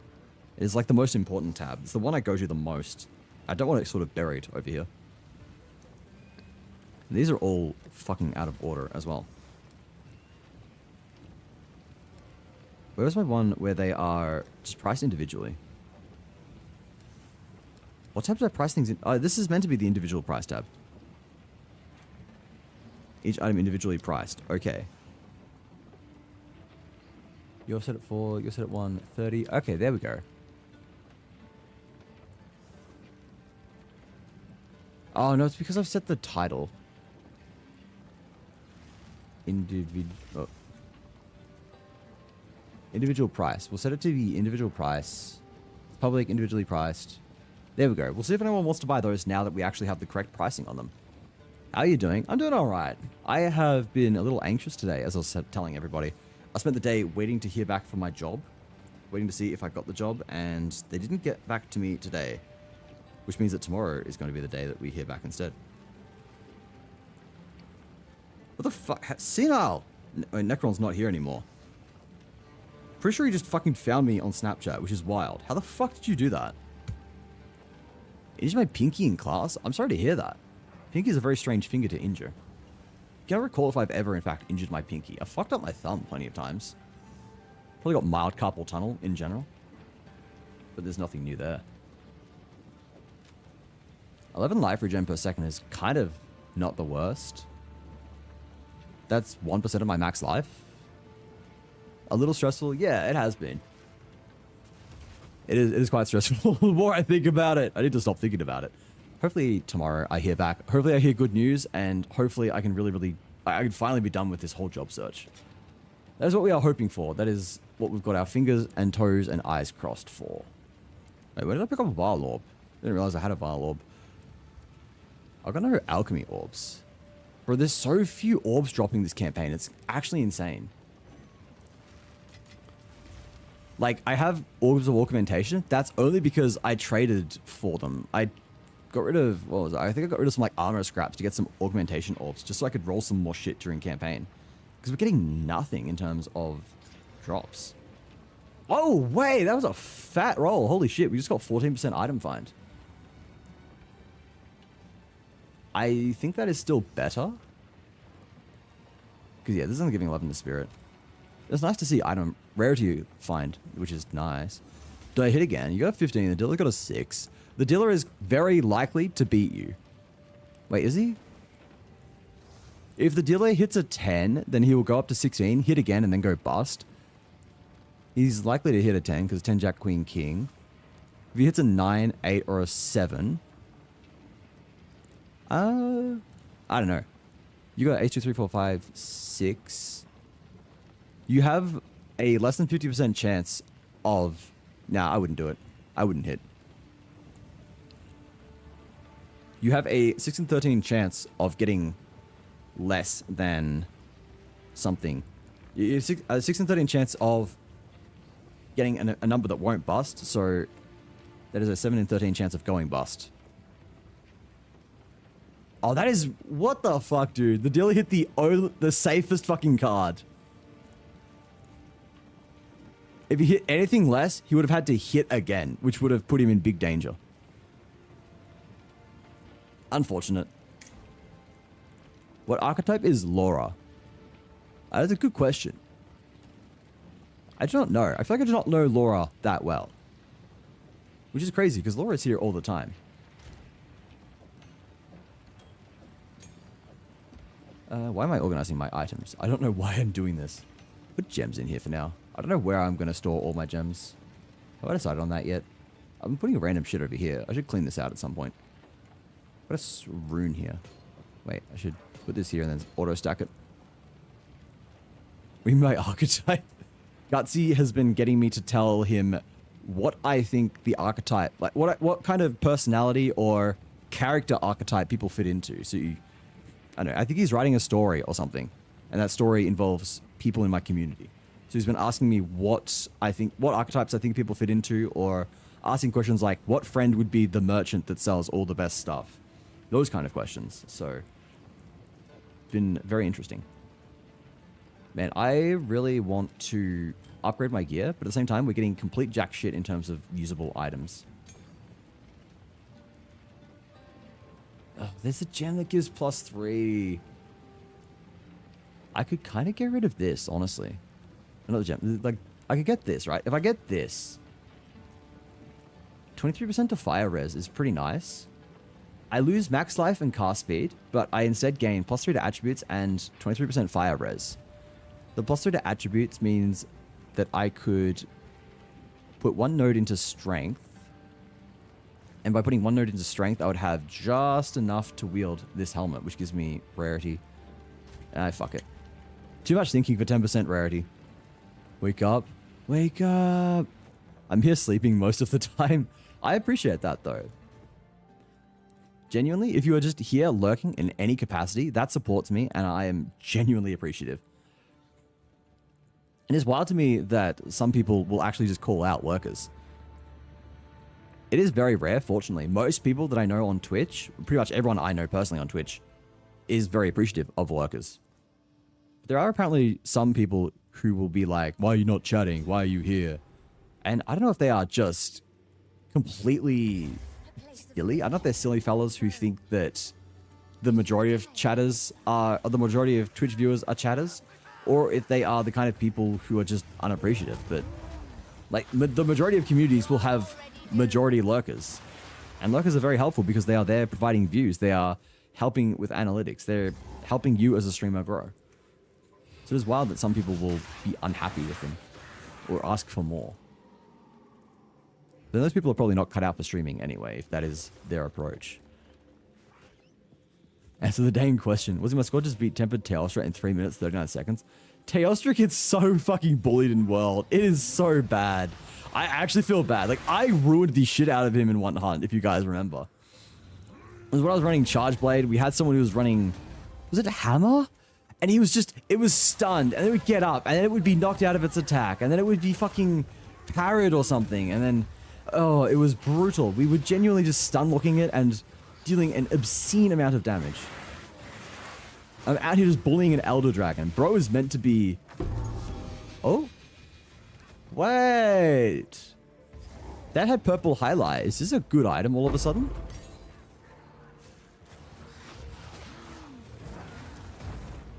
Usually that is reserved for good items on the loot filter. Although it might be...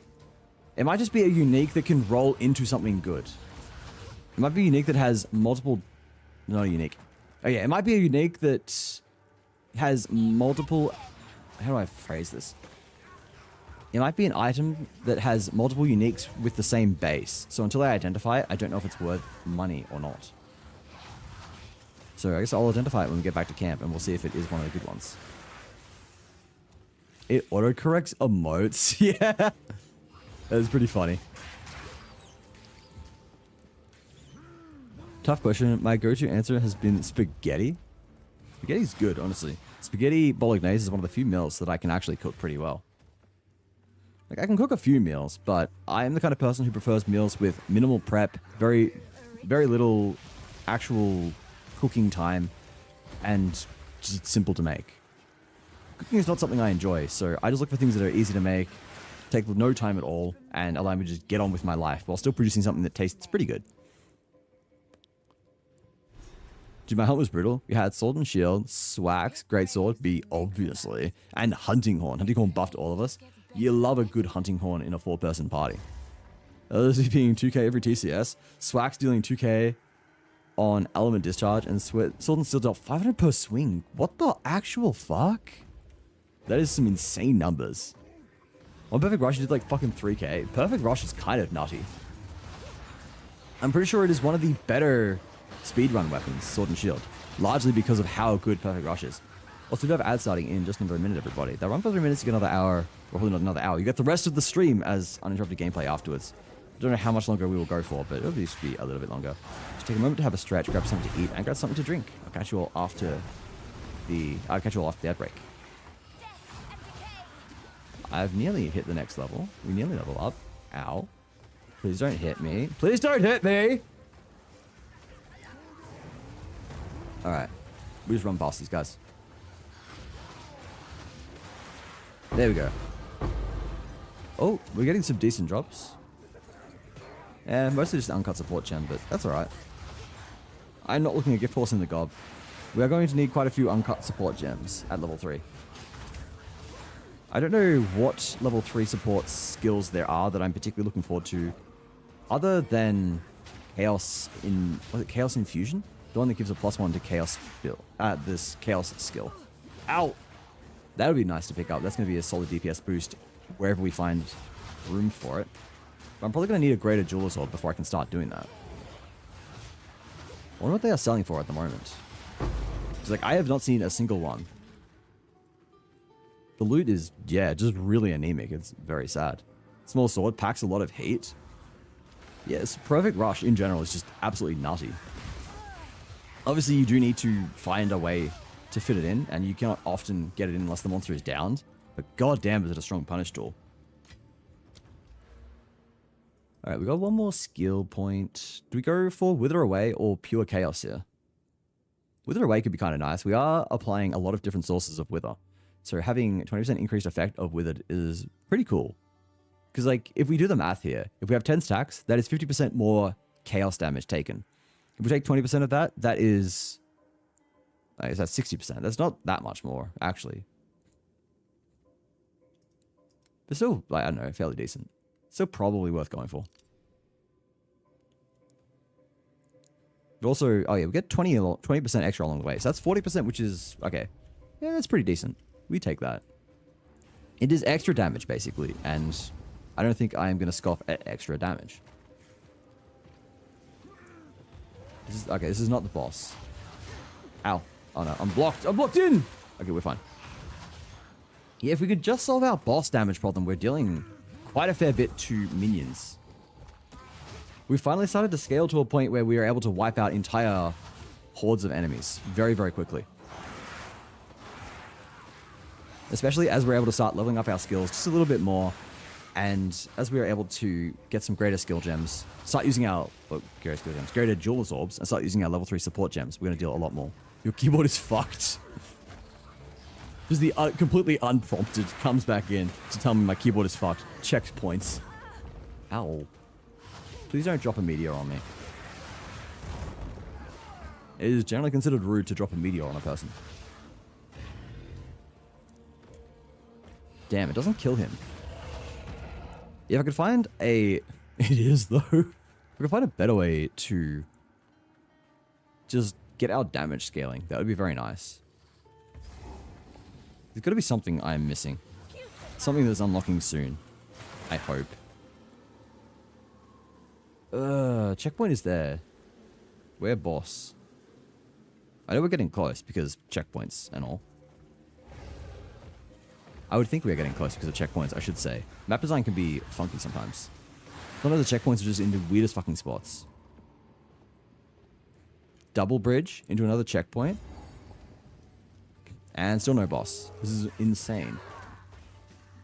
We are at level for the current area at least, so killing monsters is still a good experience. I'm going to be interested to see how I go against Janthara, the final boss of the area, because he wiped the floor with me. It was a bit of a wall on Act 2. He was really a DPS check because I was doing absolutely nothing to him. It was fucking tragic. So it's going to be much better this time, I think. Being able to hopefully deal a lot more damage, especially if we can just find the couple missing puzzle pieces we need. Since I'm not even able to do much in class anyways. I'm still tired, want to go back to sleep. I feel that so much. Constantly tired. It is literally me. I'm 2 away. Don't tell Vani. Oh no. Oh my god, I've done a full fucking loop. I don't know this stupid map. Oh no. No, no, no, no, no. No, no, no, no, no. Alright. Man, rare mobs are still a fucking bastard to kill.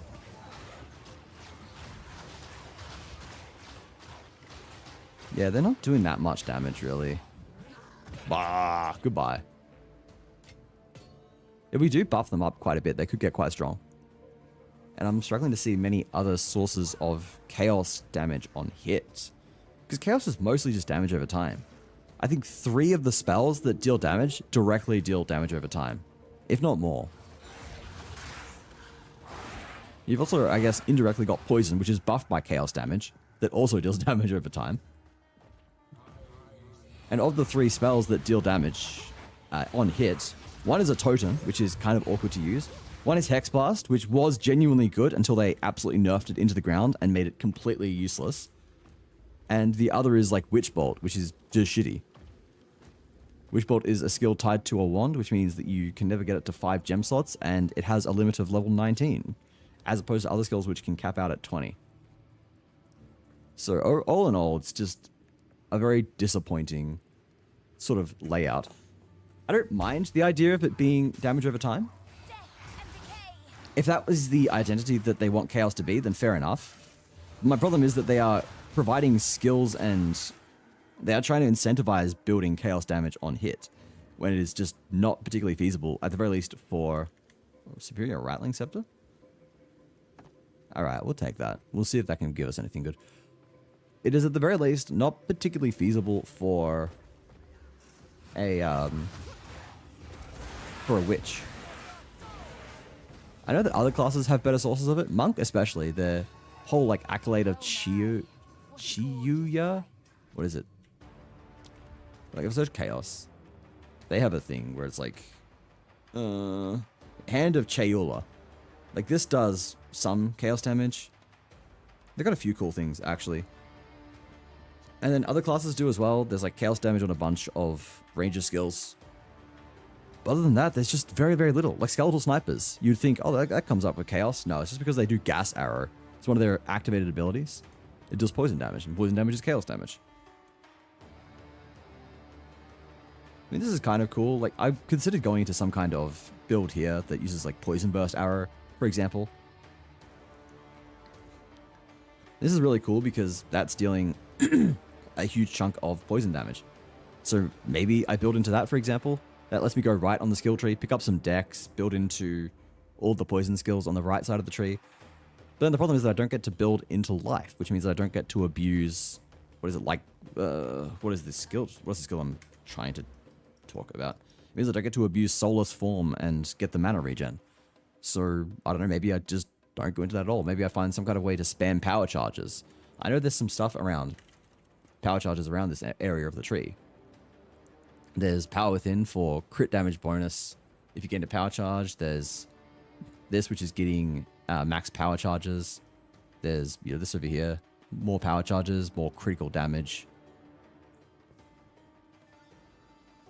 And crits are, I don't know if crits are what we want actually. I wonder if it actually has a crit chance. If it has a crit chance, that would imply that it can crit. I'm curious. No, it doesn't. So yeah, crit is kind of worthless. If we're going poison, at least. Yeah, we'll fuck around. We'll find out. You missed one of my chats mentioning something exciting. Oh, I'm sorry. I'll check that in just a moment. I'll check that after this boss fight. After I'm done getting my ass kicked. I am horrible at this fight as well. I know I say this about every fight, but this fight in particular just... Oh my god. It is fucking brutal. This is going to be like one of the hardest fights in the game. Aside from the actual just final act bosses, This fight is just ludicrously hard. Small arena, double fight, and you've got this spell, which I cannot avoid for the life of me. I just cannot dodge it. I'm shit at it. It just fucking bulldozes me every time. You try to dodge all the spells from the mage, and then you got this dumbass over here who's charging you down with his big body. It's a well done fight. It is very fun. It is very cool. It's just extraordinarily challenging. It's good because the way the mage operates is that he's just using well telegraphed AoE attacks. So you've got to sort of dodge those while paying attention to the immediate threat of the ancient steed. Usually I do not like killing steed first because this empowers the mage. And I hate his empowered form. But that's just where we've ended up in this fight. He has a particularly bad empowered attack with the orb that I can just never avoid because I'm terrible. Oh. Oh, oh, oh, oh, oh. He also just speaks gibberish. Yeah, this attack. I swear to Christ, I'm so fucking bad at dodging this shit. Like, I watch where it goes, and I just cannot react in time. It is definitely reactable, I'm just bad, but it's just so hard for me. I'm out of mana again. Ugh. I am so sorely tempted to respec my passive tree so that I do not lose all of my fucking mana to a skill that is not empowering my main attack. Why can I not dodge it? What is wrong with me? Someone please tell me.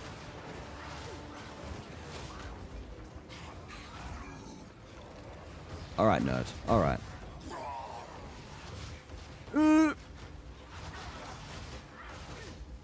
He's almost there. We're almost there.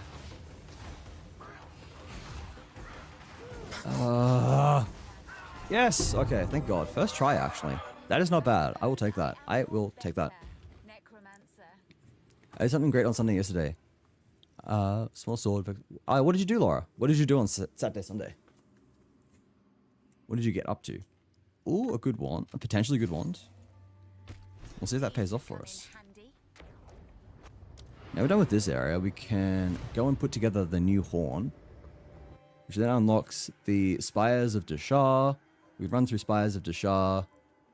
We could do the Sisters of Dashar there to get a permanent 10% bonus to our cold resistance. That'll be nice.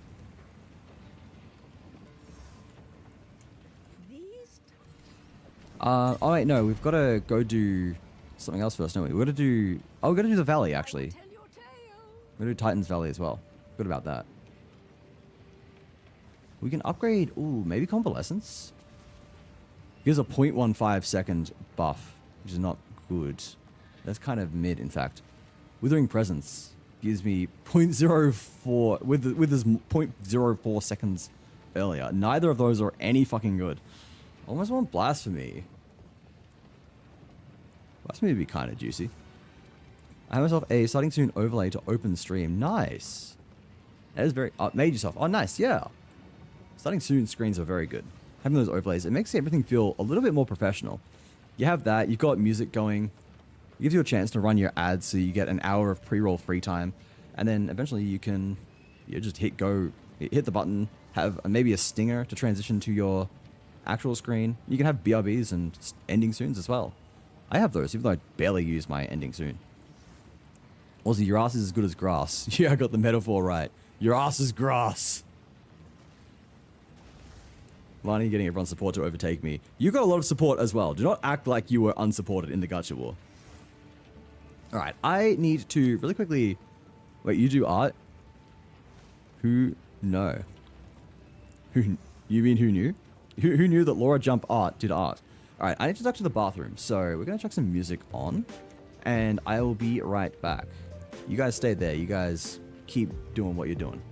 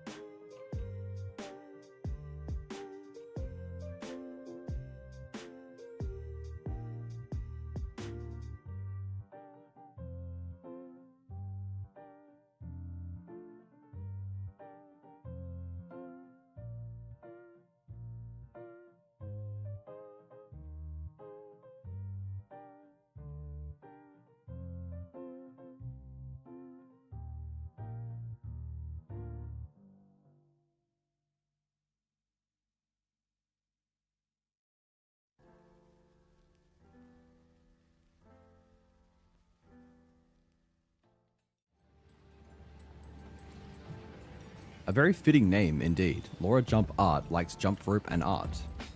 I think we were talking the other day about how it's nice when people's names are just very good at reflecting exactly what they do. And Laura is another great example of that. Alright, I don't know how much longer we're going to go for, because we've still got to do Valley of the Titans. We do Valley of Titans, and then we're going to do Spires. And after Spires, we do... I think that's actually the final area after Spires. So we've got 3 areas left for Act 2. I don't know if we will go the whole way, though, because that is easily going to be half an hour of progress, if not more. So maybe we finish Valley of Titans and then call it a stream. Maybe that will do. That's a good question. What did cause all of the Titans to die? Not my contagion, unfortunately, because I got here too late. But I'm sure my contagion would have killed them regardless. Level 55 area. So we can kill things efficiently, which is nice. And after that, ooh, what is our next goals? I'm trying to think what we need to be doing long term. Off stream, I will perhaps check the trading post. Check the trading post and I'll see if we can figure out a good way to buff our build. I'll see if I can find perhaps some greater skill gems, see what they're selling for. That's what we probably want life recovery, right? Charm charges gained is garbo. It's doo-doo. We care about life recovery. A bit more life recovery is nice. I like you, Gutsy. Every time you jump, the screen transitions into the next screen. That's very cute. Gutsy with the W ideas. I love how you can tell how artists are generally just so imaginative. Oh, this actually raises a good question. Since you guys are both artists, if you close your eyes and picture an apple, how detailed is that apple? Do you sort of see an outline? Is it sort of vaguely block colors? Is it cartoony? Is it realistic? Is it not there at all? 'Cause I'm very interested to know if artists are really, really good at this kind of mental imagery. I would assume so, because you're all about imagination and drawing pictures, so it's pretty detailed and realistic. Yeah, okay. That's what I would have thought. I'm really good at being able to picture something really detailed as well. And I wonder if that's a reason why I'm very good at programming, because it is one of those skills that does sort of require you to know what you're doing and to be able to visualize. Well, I guess it doesn't necessarily need you to, but it's something that helps a lot. Being able to visualize what I'm doing, how things will fit together, and how I'm going to design a system is very important to me. And probably one of the reasons why system design is... Oh my... I'm gonna die. Well, perhaps one of the reasons why system design is one of my greater strengths when it comes to programming. But I have a friend who also does programming, and he's been doing it for about as long as me. He is not able to picture anything at all. He has that condition where you literally do not have any mental images. It's black with the blobs of random dark gray like clouds that I want to look like an apple. Interesting. You could say that that means you've got like less detail, but it's almost like it's more abstract. I wonder if that also has some kind of potential for an artist. I wonder if someone's done a study on this. I wonder if other artists have asked this question of themselves and others. Almost certainly, I cannot be the first person to ever ask what seems to be a very basic question. I feel like a less commonly asked question would be the effect this has on other programmers. I think it got asked in a group I was in once, and the majority of people responded that it was pretty detailed. So there's definitely, if that is to be believed, some kind of correlation between being a good programmer, or at least being in programming in general, and being able to mentally picture these kinds of things.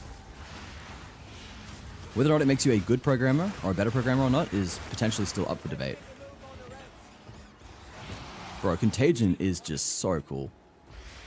Watching Contagion absolutely shred anything and everything in its path is beautiful. It is cathartic. I mean, the best thing about it is the fact that it spreads whatever debuff is also on, right?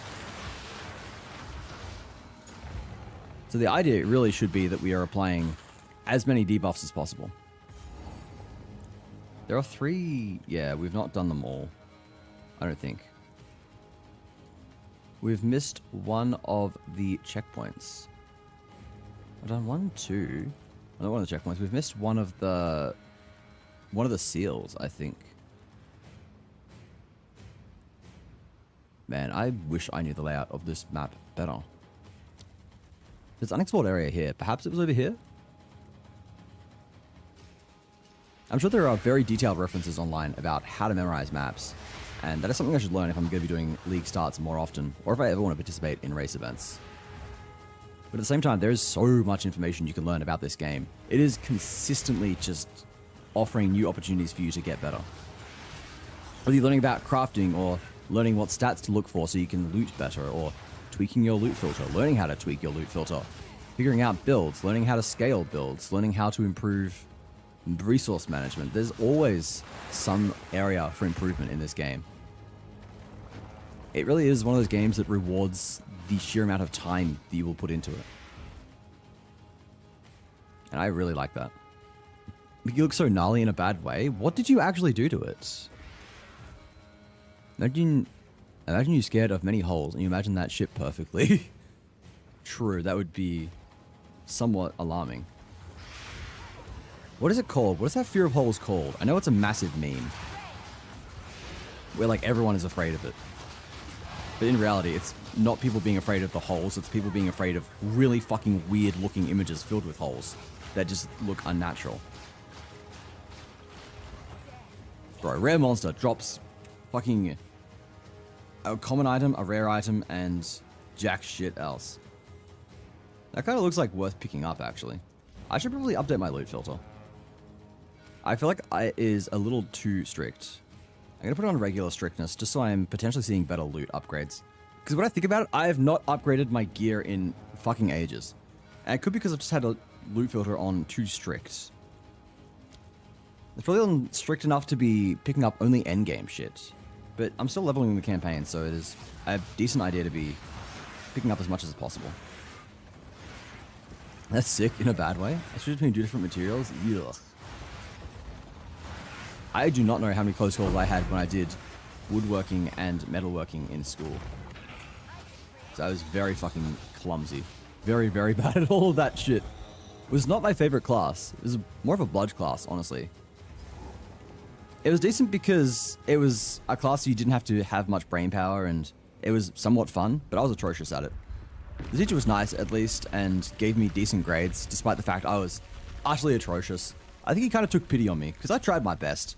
But Jesus Christ, was I just the most untalented woodworker known to mankind. Was shit at soaring, was shit at having any kind of accuracy. Had to fill up so many goddamn holes. Sand so many poor cuts. It was very bad. Pulling blood under my fingernail. Ugh. I can see that. The cons of having the ability to picture things very well, I can picture blood pulling up under a fingernail. I guess it doesn't help that I've done that kind of shit to myself so many times. I had the uncanny ability to slam my finger indoors. I did it a lot as a kid, actually. I felt like every other week I somehow slammed my finger in a door, and I do not know how my parents survived just dealing with me. I don't know how I survived, but I don't know how my parents did not lose their sanity. People will make comments today about how it seems like I am genuinely a lost cause. How insanely clumsy and shit I am. Meanwhile, as a kid, I was somehow worse, and my parents had to raise that. Like, you guys have done way too well. I don't know how you did it. Gold. Lizzie, hi. Hi, Josh. You're still here, I see.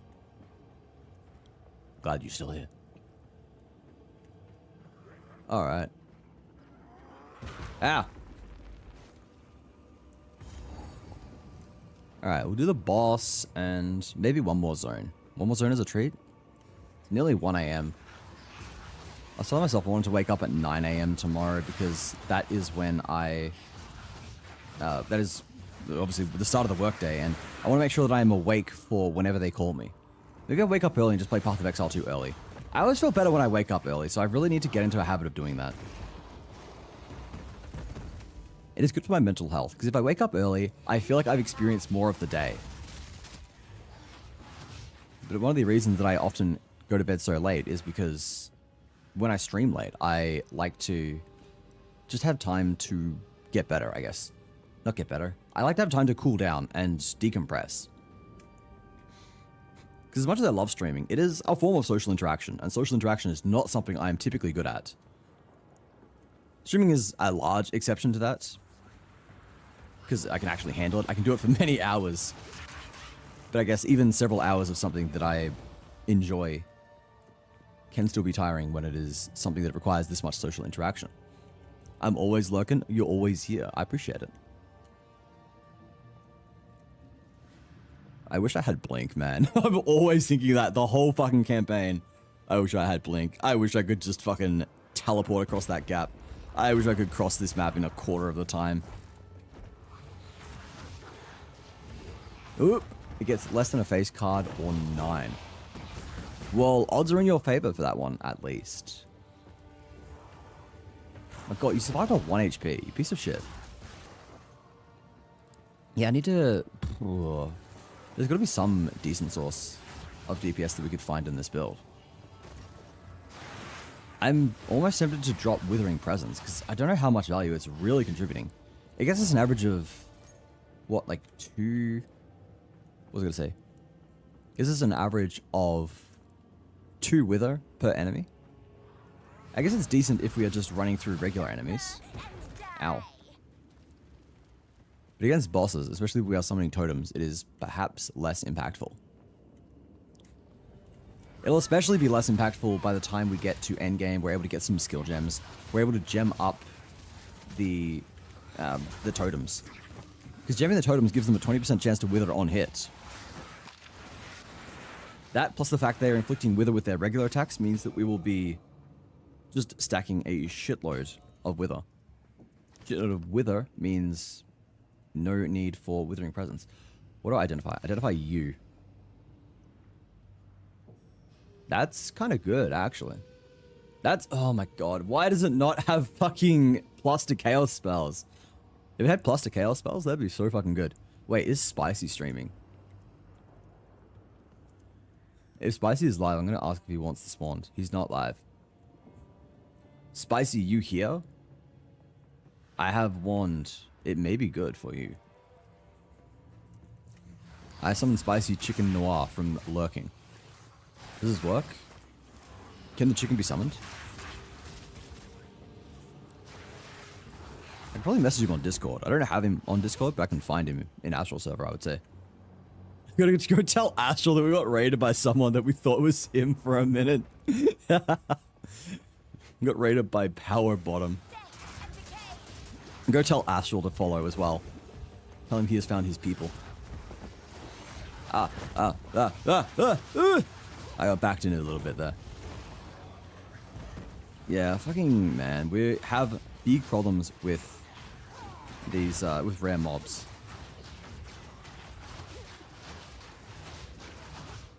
Man, we're getting no wither on them. What the heck? Wait, hang on. Let's get rid of these guys first. Yeah, it's inflicting no wither. That's unfortunate. Yeah, they're getting a really high... I'm just getting to the point where they have a very high ailment threshold. So we're getting no wither on them. Also, my totems do not last a long time at all. Ooh, we have many things that we would like to do if those totems are going to be anywhere near useful. The fact we can summon plus 1 of them, but they have 50% less duration, it seemed fine initially. I'm like, okay, I'll just summon more fucking totems, but it's becoming a little bit of a pain in the ass, especially with the mana cost of them. Okay, yeah, I got fucking checkmated there. I do want to put on the ability that gives them more damage, but means they cannot crit. That'll be good, especially because the damage is directly proportionate to their chance to wither. So if we could get even just one greater Jeweler's Orb, that would be enough to chuck that on and potentially start scaling their damage a lot more than we have now. With the damage, we can probably wither, which gives us a bit of like an exponential boost. I'm gonna go nap now. That sounds like a plan. Go have a good nap. Thanks for stopping by. I appreciate it, Laura. I'll catch you again soon. Wait, was that another level 13 spirit gem? In addition to the last one we got? Maybe not. Oh man, do I want to level up Despair knowing that it is going to cost more? It increases radius and it increases the magnitude of the curse. So yeah, we will pay the extra with that. Is there anything I can put on Bone Storm actually that I get now that I have 100%? Maybe super critical? That could be kind of cool, getting a bunch more critical hit chance.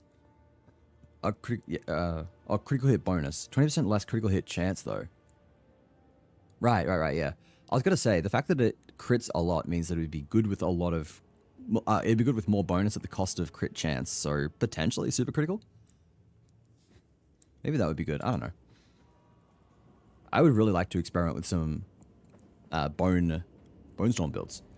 I think there's a lot of very fun potential builds with this class. And it's going to be a lot of fun to experiment and find something that is really, really broken. I'm determined to break it. I feel like I can. I feel like I have enough knowledge of the game to be able to really break this open. I have the knowledge and dedication to do something stupid.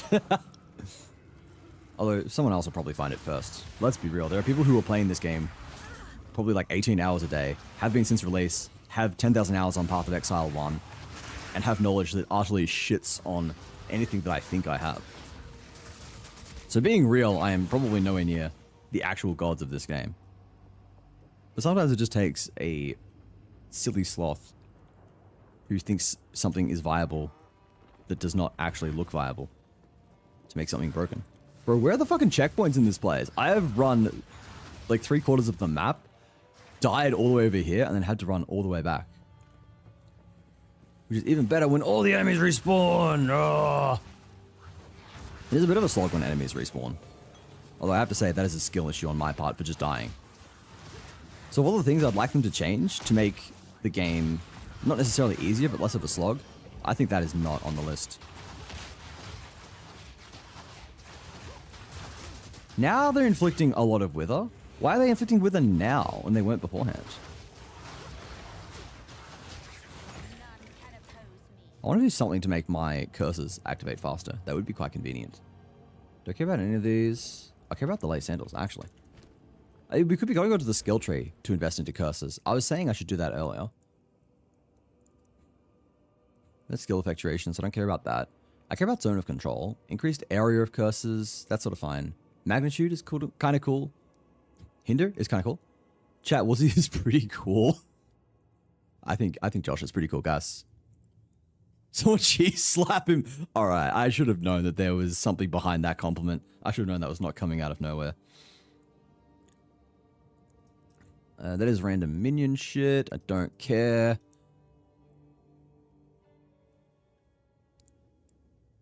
Increased curse duration and magnitude. Reduced duration and magnitude. I mean, that could be kind of nice. Thank you for the cheese, cereal. There is something that reduces the curse activation time. Is it over here? 40% faster curse activation, yeah. And they have increased effect if 50% of duration is expired. That's kind of nice, actually. And we have path right over to it. I think eventually what I'd like to do is maybe drop Void over here. Oh, but then I'd lose access to Heavy Buffer if I got rid of this entire tree. Maybe get rid of like 1, 2, 3, 4, 5, 6, 7, 8. Get rid of this cluster here. And then path up to like here instead. Go like 1, 2, 3, 4, 5, 6, 7. And then that gives access to Zone of Control. That gives closer access to Impending Doom. And there's something else over here that I wanted as well. I can't remember what it was though. There's something in this general area that I thought was cool. Or was it this that I wanted to go to? I can't remember. It might have been that. No, I definitely wanted to path through here for something. I can't remember what it was though. Maybe it was something... Yeah, no, I don't know. I have completely lost what I'm doing. There's increased damage against... with hits against hindered enemies, which is kind of cool. W mod again. W cereal. Scuttle has come to join me. Scuttle is having cuddles. He's probably going to get in my face and annoy the crap out of me soon. Because he only comes and cuddles me when he wants treats. The cheese slaps make me broke. I was going to say, I'm considering lowering the price, but nah. The general rule I have is that if something is visually disruptive to the stream, I like to have it at a reasonably high cost, just so it doesn't get spammed too much. That's why things like Pet Pet are 500. If it's going to be doing something like playing sound or like putting visuals over the screen, I want to have it at a higher cost, because otherwise they do get spammed. They do sort of take over stream, and they can be very disruptive. The main difference between that and like the exceptions, which are all of the outfits, is that the outfits aren't visually disruptive, I don't think. They don't sort of take over screen and sort of disrupt from the general viewing experience. They just change how my model looks. I view them closer to just model changes than I do anything else. I also like them a lot and encourage people to change, so that's what I do. I know there is a bug with that I need to fix, actually. I should probably put that on my to-do list.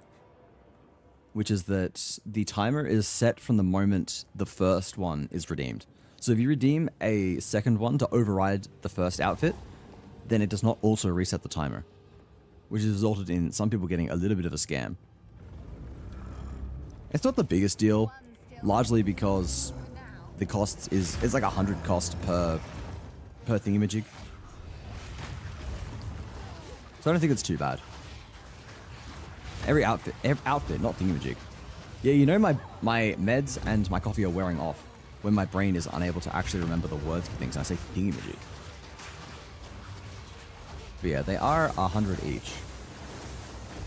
Which means that it is not the biggest deal if it doesn't last the full 5 minutes. I feel much worse about the people who have been scammed for the 10k redeem.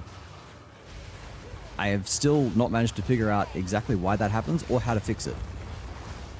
So the fact people are getting scammed on their Animal Crossing redeems makes me feel bad, and I almost want to disable it. I need to find out if there's a way for me to manually change it for people. I know there is a command that allows you to set your avatar, but I don't know if I can use it on behalf of other people. I mean, if I can, that's the ideal. Oh no, oh no. I was not paying attention to what was going on. I was too busy yapping.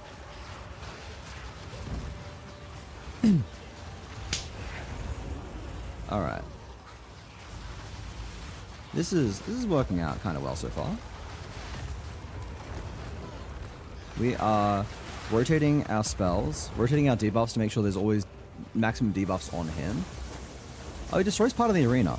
I don't know if he's always done that or if that is new. I swear there are just little details that I continue to notice about bosses, and I can never tell if I'm just forgetful or if these are actually brand new. I could reasonably be gaslit into believing that they were added just with this patch, even if they weren't. Ow. Oh, I don't want to die. I'm nearly there. Alright, there we go. Nice. We're summoning more dudes. Voodoo focus would be nice to pick up. Ah, no, go away, cosmetics. I don't care about you. You. Banana?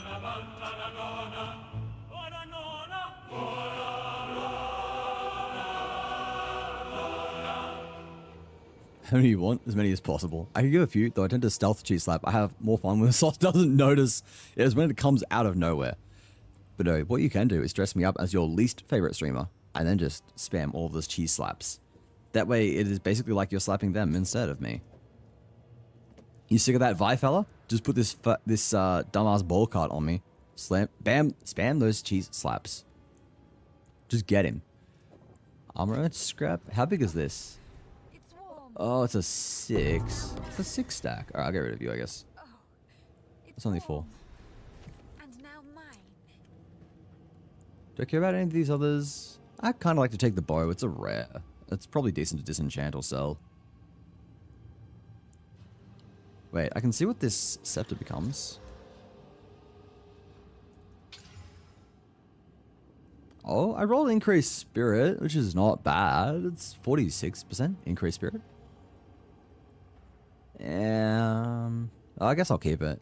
46% increased spirit could be alright. It didn't get plus to minion levels, but it does have increased spirit, which is alright, which is fine. It's a decent roll. 46%, tier 5. Where did I fit this in though? I was gonna drop the scepter if that was shit, but it wasn't.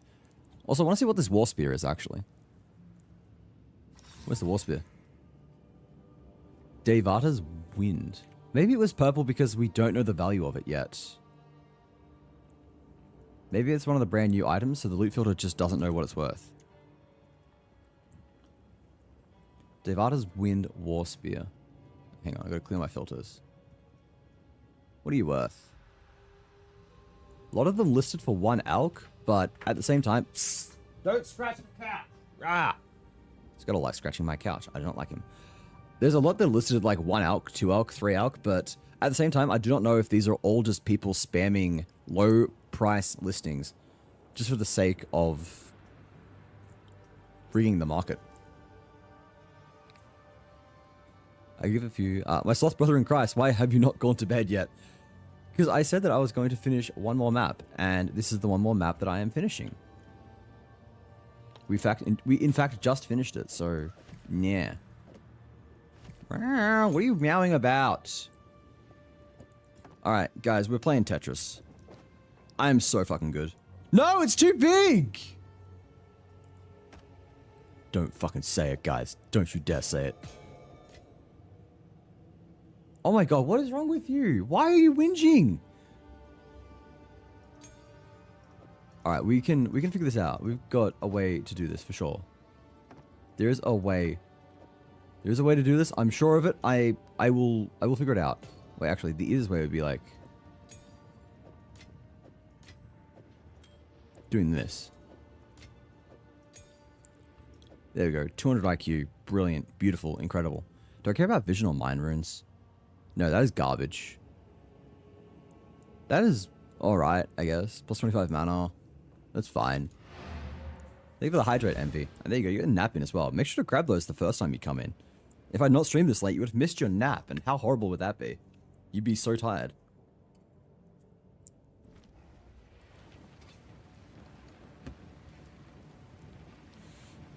Fairly sure he has always broken parts of the platform off. Yeah, probably. I'm just, you know, stupid. I'm working and the paint fumes are getting to me. I mean, that's your excuse while you're working. What's your excuse for watching me while you're not working, though? Alright, let's get rid of that. Get ourselves a skill gem. Which we can't even equip. Okay, can you just... Yeah, hold on to those for a second. What are we doing? We want to identify this shit first? Yes, Scuttle. Oh my fucking god. You want food or snacks? You're whinging again. Let's see. We're going to put you in storage. I'll just put this away. Put all of our uniques away, I guess. They can live in my unique stash until I figure out exactly what they are worth, if any meta builds are using them. I gotta lock you out, Scuttle. You're in trouble if you keep this up.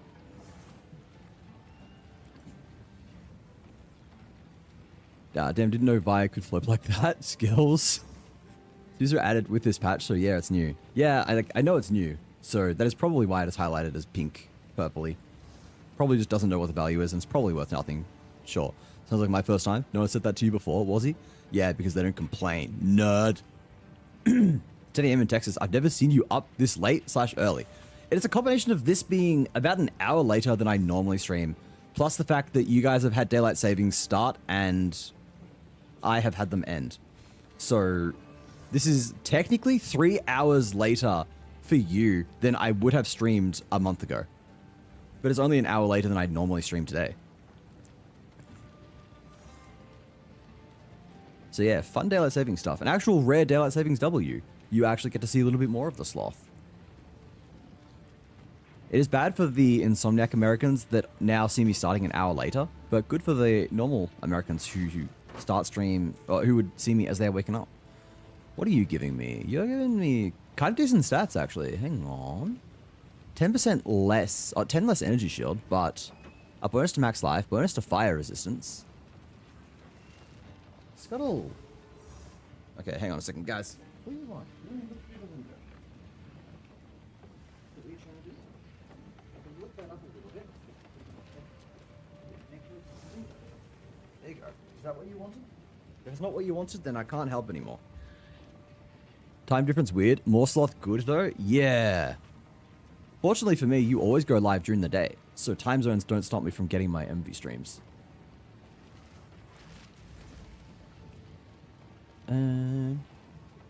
Yeah, what do we like here? Crit chance for spells is nice. Max mana is nice. Cold res is nice. This is a pretty decent focus, actually. I might bank you for later, just in case.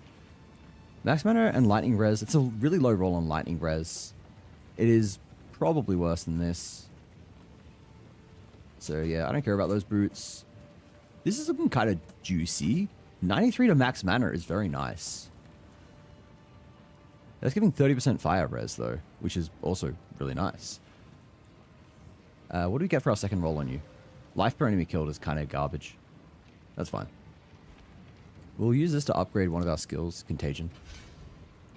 And what else is good? We'll keep you just in case Spicy wants this. Actually, I want to ask Spicy. That's what I was going to do.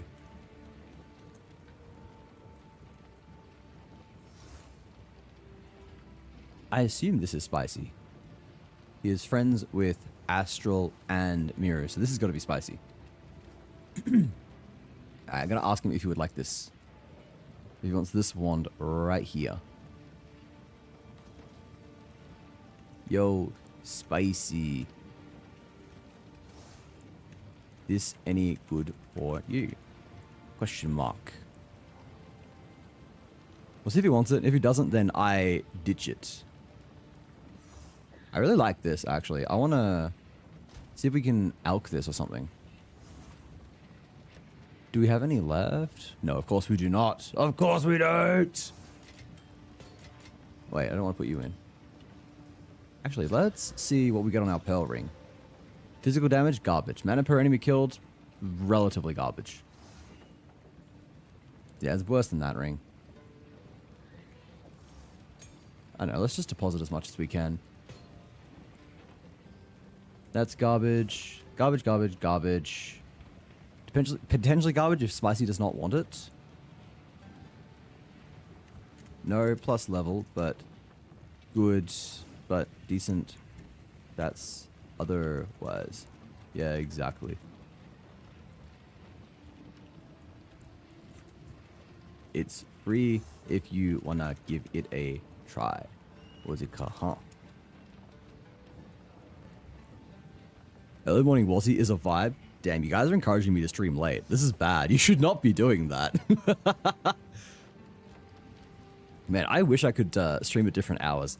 I feel like my current hours are just the worst time for Americans.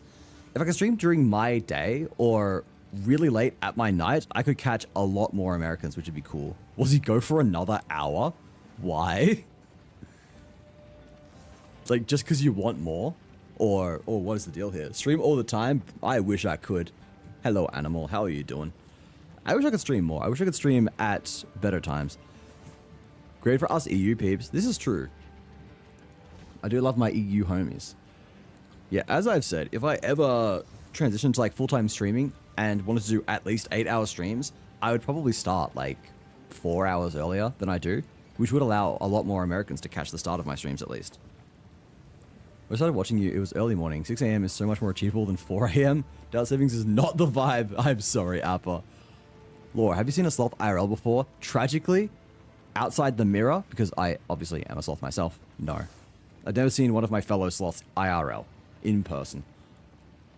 Went to the zoo in Melbourne a few months ago. They had no sloths there. Like, that is tragic. That is awful. That is a travesty. Maybe it is good that they are not putting us in captivity, but I would have liked to have seen a sloth. And I gotta figure out what the fuck I'm doing. I'll stash it for you. Get it tomorrow. Tomorrow. I can't type. Get it tomorrow, baby. XOXO. There we go. We put that away for Spicy. And that's kind of alright. We keep that. We ditch you. I'll keep you as well. Spicy might also want that. I look out for my homie Spicy. He's also playing Cow Switch. We Cow Switchers, we gotta stick together. Get rid of you, get rid of you, get rid of you. Bank, bank. And I think we're pretty good then. I've got to get the rewards from here before I forget as well, because I will forget by tomorrow. And then I think that is just about it. Wait, I didn't get rid of these. I was getting rid of you, wasn't I? I like the max mana, but they're doing not much else. Yo, Bly, welcome in. How's it going? Thanks so much for the raid. Fuck, as I'm saying, we're going to end. We get the raid from Bly. Maybe we do a tiny bit more. One more area, guys? Do we do one more area? Maybe literally just one more area. Hello, hello. How's your stream? How did... Oh, Darkest Dungeon. The game that makes me lose my mind. I think it would be nice to retry Darkest Dungeon at one point. Last time I tried to play it, I was not at a good point in my life. I was very stressed out all the time.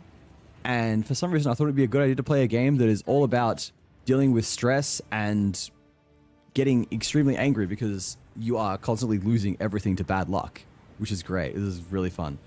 But no, thank you again for the raid. I hope it all went well for you. How are you? I did lose my mind in Darkest Dungeon. All right, it's not just me, at least. We all have that that problem. Oh, go over there, please. Oh, I finally get what she means by that. She wants to just make all of the people that are pulling it undead. I mean, potentially efficient. I love how evil and edgy she is. She's such a little edgelord. Another hour, let's go. That is not the deal. It's not another hour. Hang on. One more area. Yo, Spicy's back here. Have you gotten out of bed then? Are you out of bed? Do you want the wand? I play Witch that mainly attacks with fire. Fire Witch is cool. If you go Infernalist, there's some really cool stuff for you there as well. So this is how they bury their How are you? Did lose my mind? Yeah, I'm doing all right. I was saying earlier that it has been a bit of a long day because I was hoping to get the call back about the job today. So I've been very anxious waiting for my phone to ring and it didn't end up coming through. Which is fine because it was going to come through today or tomorrow. Oh, utility belt. Can they be chanced? They can be chanced, can't they? There's a level 45. That's kind of crappy. Probably not worth picking up. I think they can be chanced into Ingenuity. They're not limited just to the actual Pinnacle content they come from, right? Someone correct me. Well, she's using my smartphone right now. Understandable. I figured I would try. I still haven't done my Witch promotion. What level are you? Because if you're at like a decent level, you should really go do it. It's a massive power spike and basically free if you're a high enough level. You'll just tear through the content. I take. You should hear this. Comments when fighting the Queen of Filth in Act 3. What comments? Wait, what have I missed? So Sloth had a little more PoE 2 bump. A little bit more. I don't like to end when we've gotten raided. Which is why I usually turn off raids, but I forgot. But no, I'm being rude here. Bly, if you need to raid and run, you know the deal. Look after yourself. Streaming can be tiring, so do any post-stream care you need. Hell, you can head to bed if you like. I'm not quite sure what time it is for you in Africa, but it is obviously very late here in Australia, and I probably should be going to bed myself soon. Otherwise, you're more than welcome to stick around, watch the stream, enjoy whatever absolute shenanigans I get up to in the next 20 minutes, or probably less, that I'm streaming for. And I very much appreciate you either way. I'll take great care of your community, of course. Swift braces. And I'll probably drop those if I need. They're not going to be any good for my current leveling. Before he's about to end, give him another raid. I need to pause my raids. Too much work, but I need the money. That is fair, that is fair. If you're level 28, you're probably a decent level to start doing your Ascension. I think Ascension, the level of the Ascension area is low 20s, so definitely a good time to start doing it. And getting Infernalist can be very good for you. Depending on what you pick up there, there's some pretty good passives. I'm trying to think off the top of my head. Demon Dog used to be the best thing to get for your first Ascendancy because it was free damage and, more importantly, free damage reduction. But after that got nerfed, it's probably... I don't know, actually. A lot of the abilities have drawbacks to them that you've got to sort of manage. But they do some very cool stuff. You care about any of those? No. What's going on here? You guys are going on here. Ow. Oh, don't. You're joking. You actually have temporal bubble? Fuck off. It covers the entire arena! What am I meant to do? And I have frost!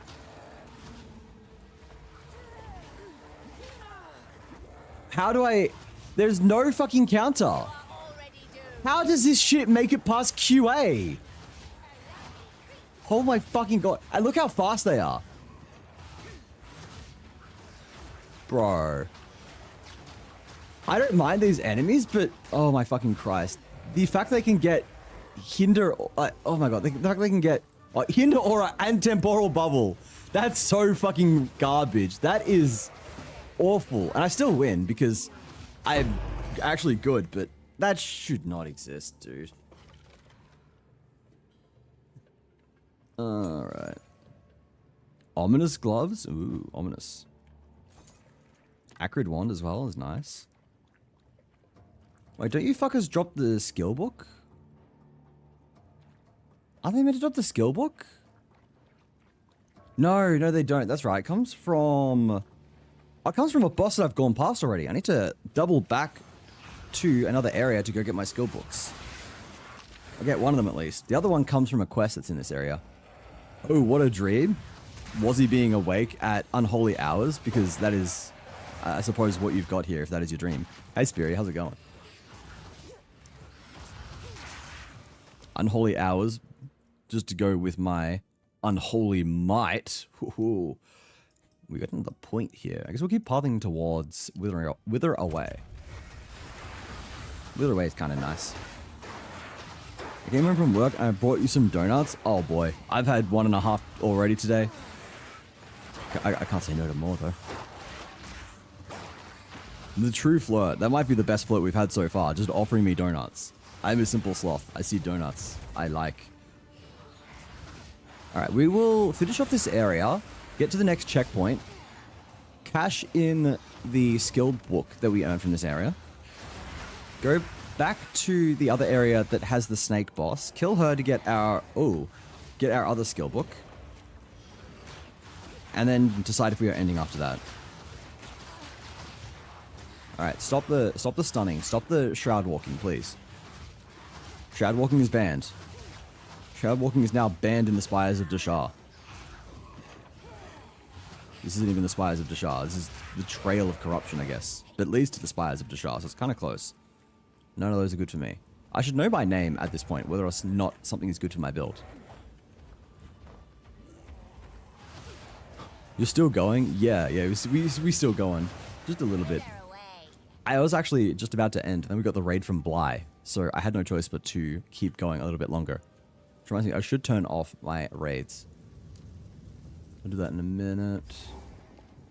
Alright, there's a checkpoint for the end of this area, but there is a corpse around here that has the diary on them. We take the diary to the blind chick, and she then gives us a skill book.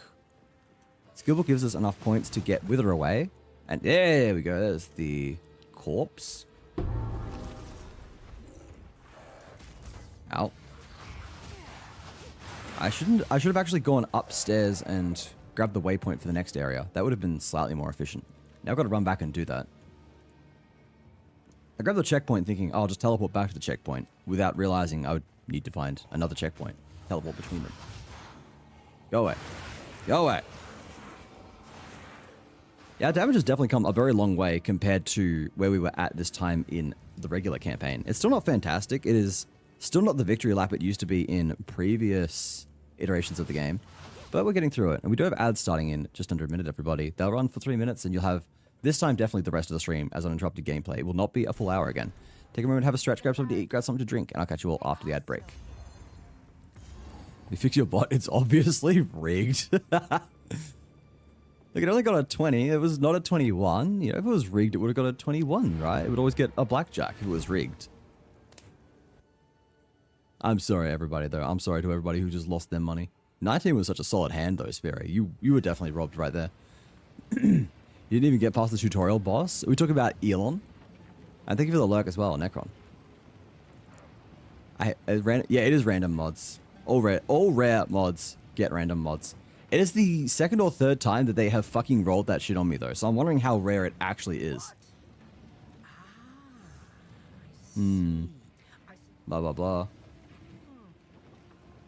Need something. You Who am I meant to give it to? when I have the Yeah, you. You, other one I give it to. There we go. All right. We get Wither away, and then we can start pathing towards pure chaos as well, I suppose.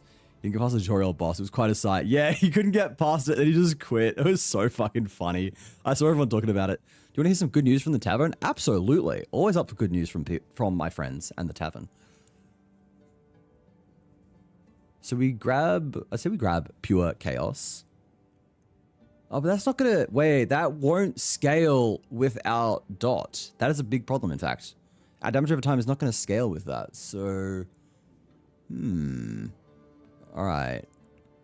What other options do we have, then? We could potentially go over here, grab... I really like the idea of Shredding Force. I think that is very good if we're going to be going towards the Bone Storm as a build in the near future. But other than that, like, what else is worthwhile? There's some energy shield stuff over here. Increased energy shield recharge rate plus to int is kind of nice. I'm looking into buying a condo so I can have my own streaming room and place. That'd be so good. You're still living with Lissa and Roxas, right? But no, having your own space would be so nice. I can't imagine living with other people.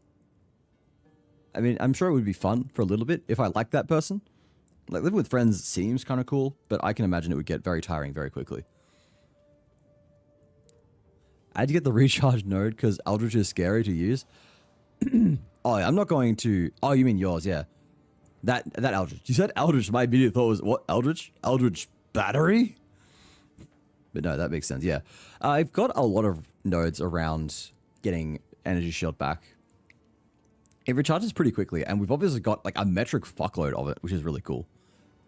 Saving up while paying them rent. It's a smart idea with the way the American economy is going. Yeah, absolutely. Even in Australia, owning a house is fucked up. It is just so out of my possibility.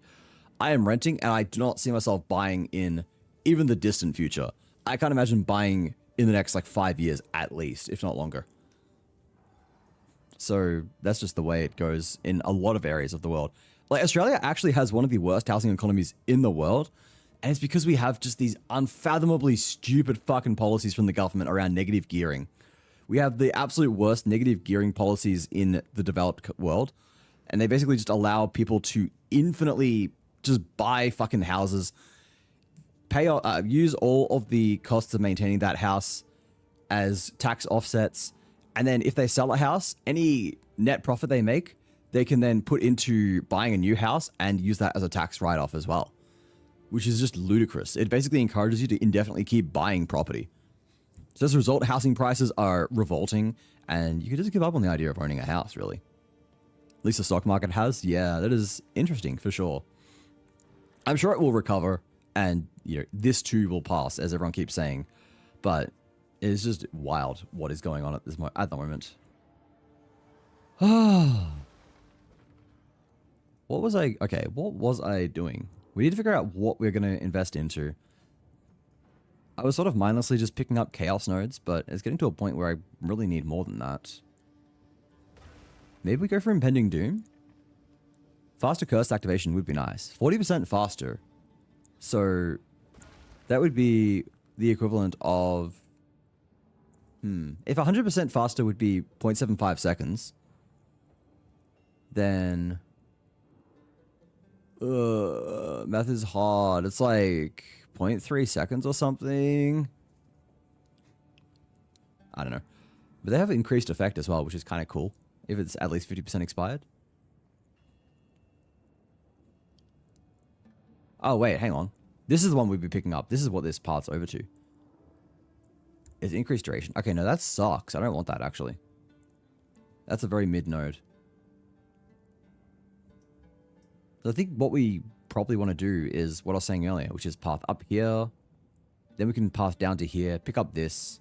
We can pick up spaghettification, which is a good node. And pathing through here means we've got access to a few good things. Was this what I was looking for? No. That could be useful if we go for some kind of build around profane ritual. But otherwise, pathing through here gives us access to zone of control, which is very nice for curses. It gives us access to these 2 nodes if we are having a lot of stun problems. Allows us to get stunned based on our max energy shield. And it also opens up, I mean, like, it fills up the path through here. It means we'll have to give up refocus, which is a little unfortunate because there's a nice amount of energy shield recharge. But we've got a crapload of energy shield regen otherwise on the tree, and we can always pick up more pretty easily. We can always path over to here. 40% increased recharge rate is really good. It's a little less... what was I saying? Oop. Yeah, I want to do that. A little less in terms of mana recharge, but that is fine. Everything's fine. So I guess I just pick this up then? Do I want that? Ugh. I'm indecisive.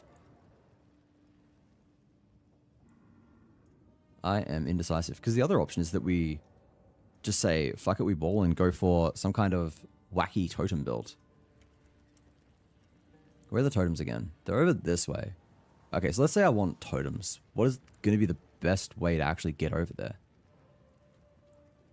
I mean, I guess we go here, here, here. It feels like such an inefficient path. It feels bad. Do I really care about this? I can potentially ditch this.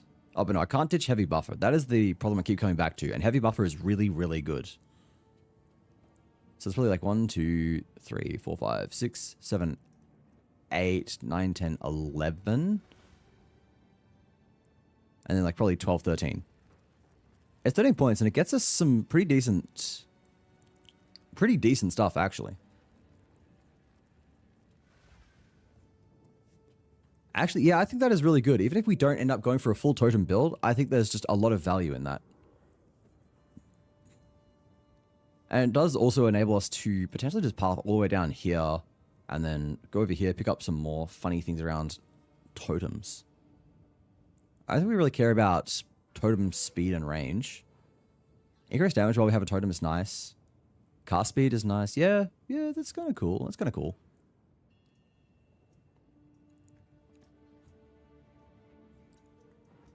And then what do we pick up along the way? We can pick up Zealot's Oath, actually. It passes right past Zealot's Oath.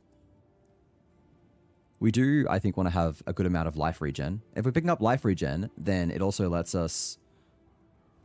So, you know, we're pathing around the general vicinity of a lot of nodes for strength.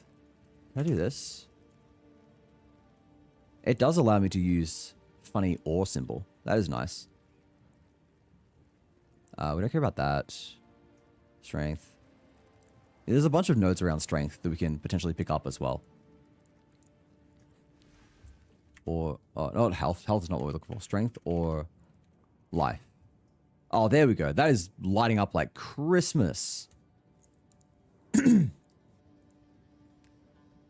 Damage recouped as life. That doesn't help us because that does not count for the purpose of Zealot's Oath. Let me catch back up on chat. I'm getting way too into this. Back free from ads. I'm basically fucked. I'm gonna move to a different country. That seems quite valid. I imagine everybody... I know everybody is doing that. I mean, things are not super phenomenal here in Australia, but looking at the way the US is going, yeah, I'm quite grateful. I think at worst, our government is often inept and sometimes relatively controlling. I dislike a lot of the moves they are making towards trying to have control over the population, but it is nowhere near on the scale of what other countries have. So while I am very critical of particularly our Liberal government and often quite a lot of our Labour government as well, who is the more left of the two parties, I am still grateful that things are a lot better than they are elsewhere. Doesn't mean that I'm not going to stop holding them accountable though, because you know that is how they get free reign. I'm still going to keep voting for third parties because we can actually get away with that here.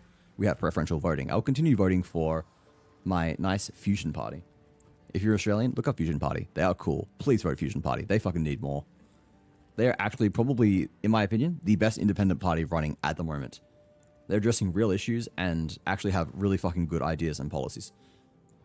And I'll just keep putting preference like from them and then other independents, then Greens, then Labour.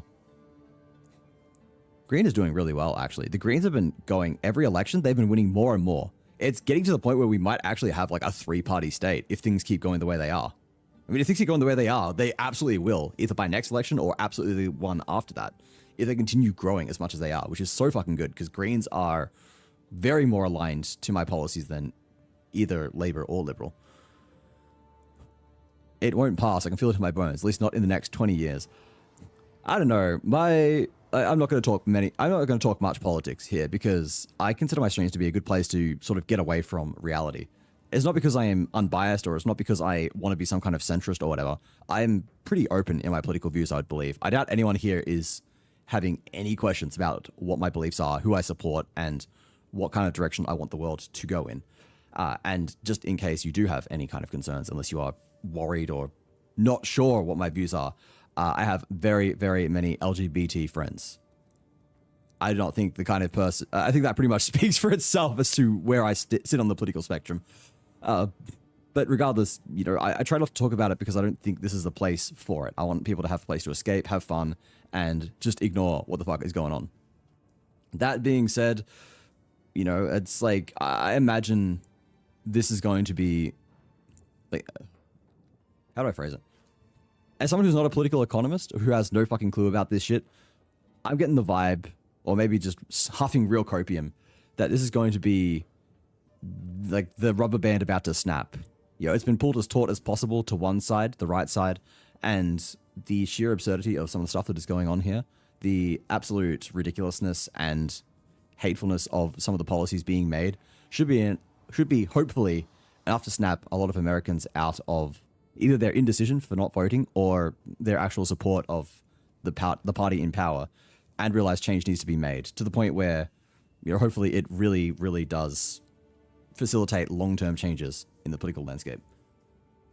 Like last time there was a political crisis, last time there was the Great Depression, the Republicans didn't control, I think, House or Senate for 40 years. I think I read somewhere. It was some kind of like absolutely colossal backlash for them to the point where they became a politically irrelevant party for half a century. So this may just end up being the same thing all over again. I got zone control. It's pretty nifty because of the hinder effect. The hinder effect is like kind of nice. I can't complain about it, I guess. But I'm pretty sure bosses already suffer reduced hinder effect, and I'm not cursing regular mobs because curses take 300 years to activate. It'd be nice when I pick up something to make that a lot better. I know there's a unique pair of gloves or boots, I can't remember which one, that allows curses to activate instantly. So picking up that could be very nice. I wonder how much that costs. If I could pick it up on the trading post, it'd be juicy for leveling at the very least. Hey, Wazzy, how's the housing market over there in Australia? Fucking shit, bro. Is not good. I was meant to be doing this, wasn't I? Alright, fuck it. I'm committing. Go to look at passive tree, end up yapping for 300 hours. What was I going to do? That was right. We were going to go grab the other skill book, and then I'm ending stream. That is it. No more after that. I'm going. I got to go to sleep. I wanted to wake up at 9 a.m. tomorrow, so I'm awake all business hours in case I get the phone call. I don't want to miss it. I do not want to miss the call that tells me that I got a job. Sad. I am sorry, guys. I'm sorry. I've been live for 5 hours, 20 minutes. You guys keep tricking me into streaming more. I almost didn't even stream today. Is this where I want to go? Yeah, this is in Keth.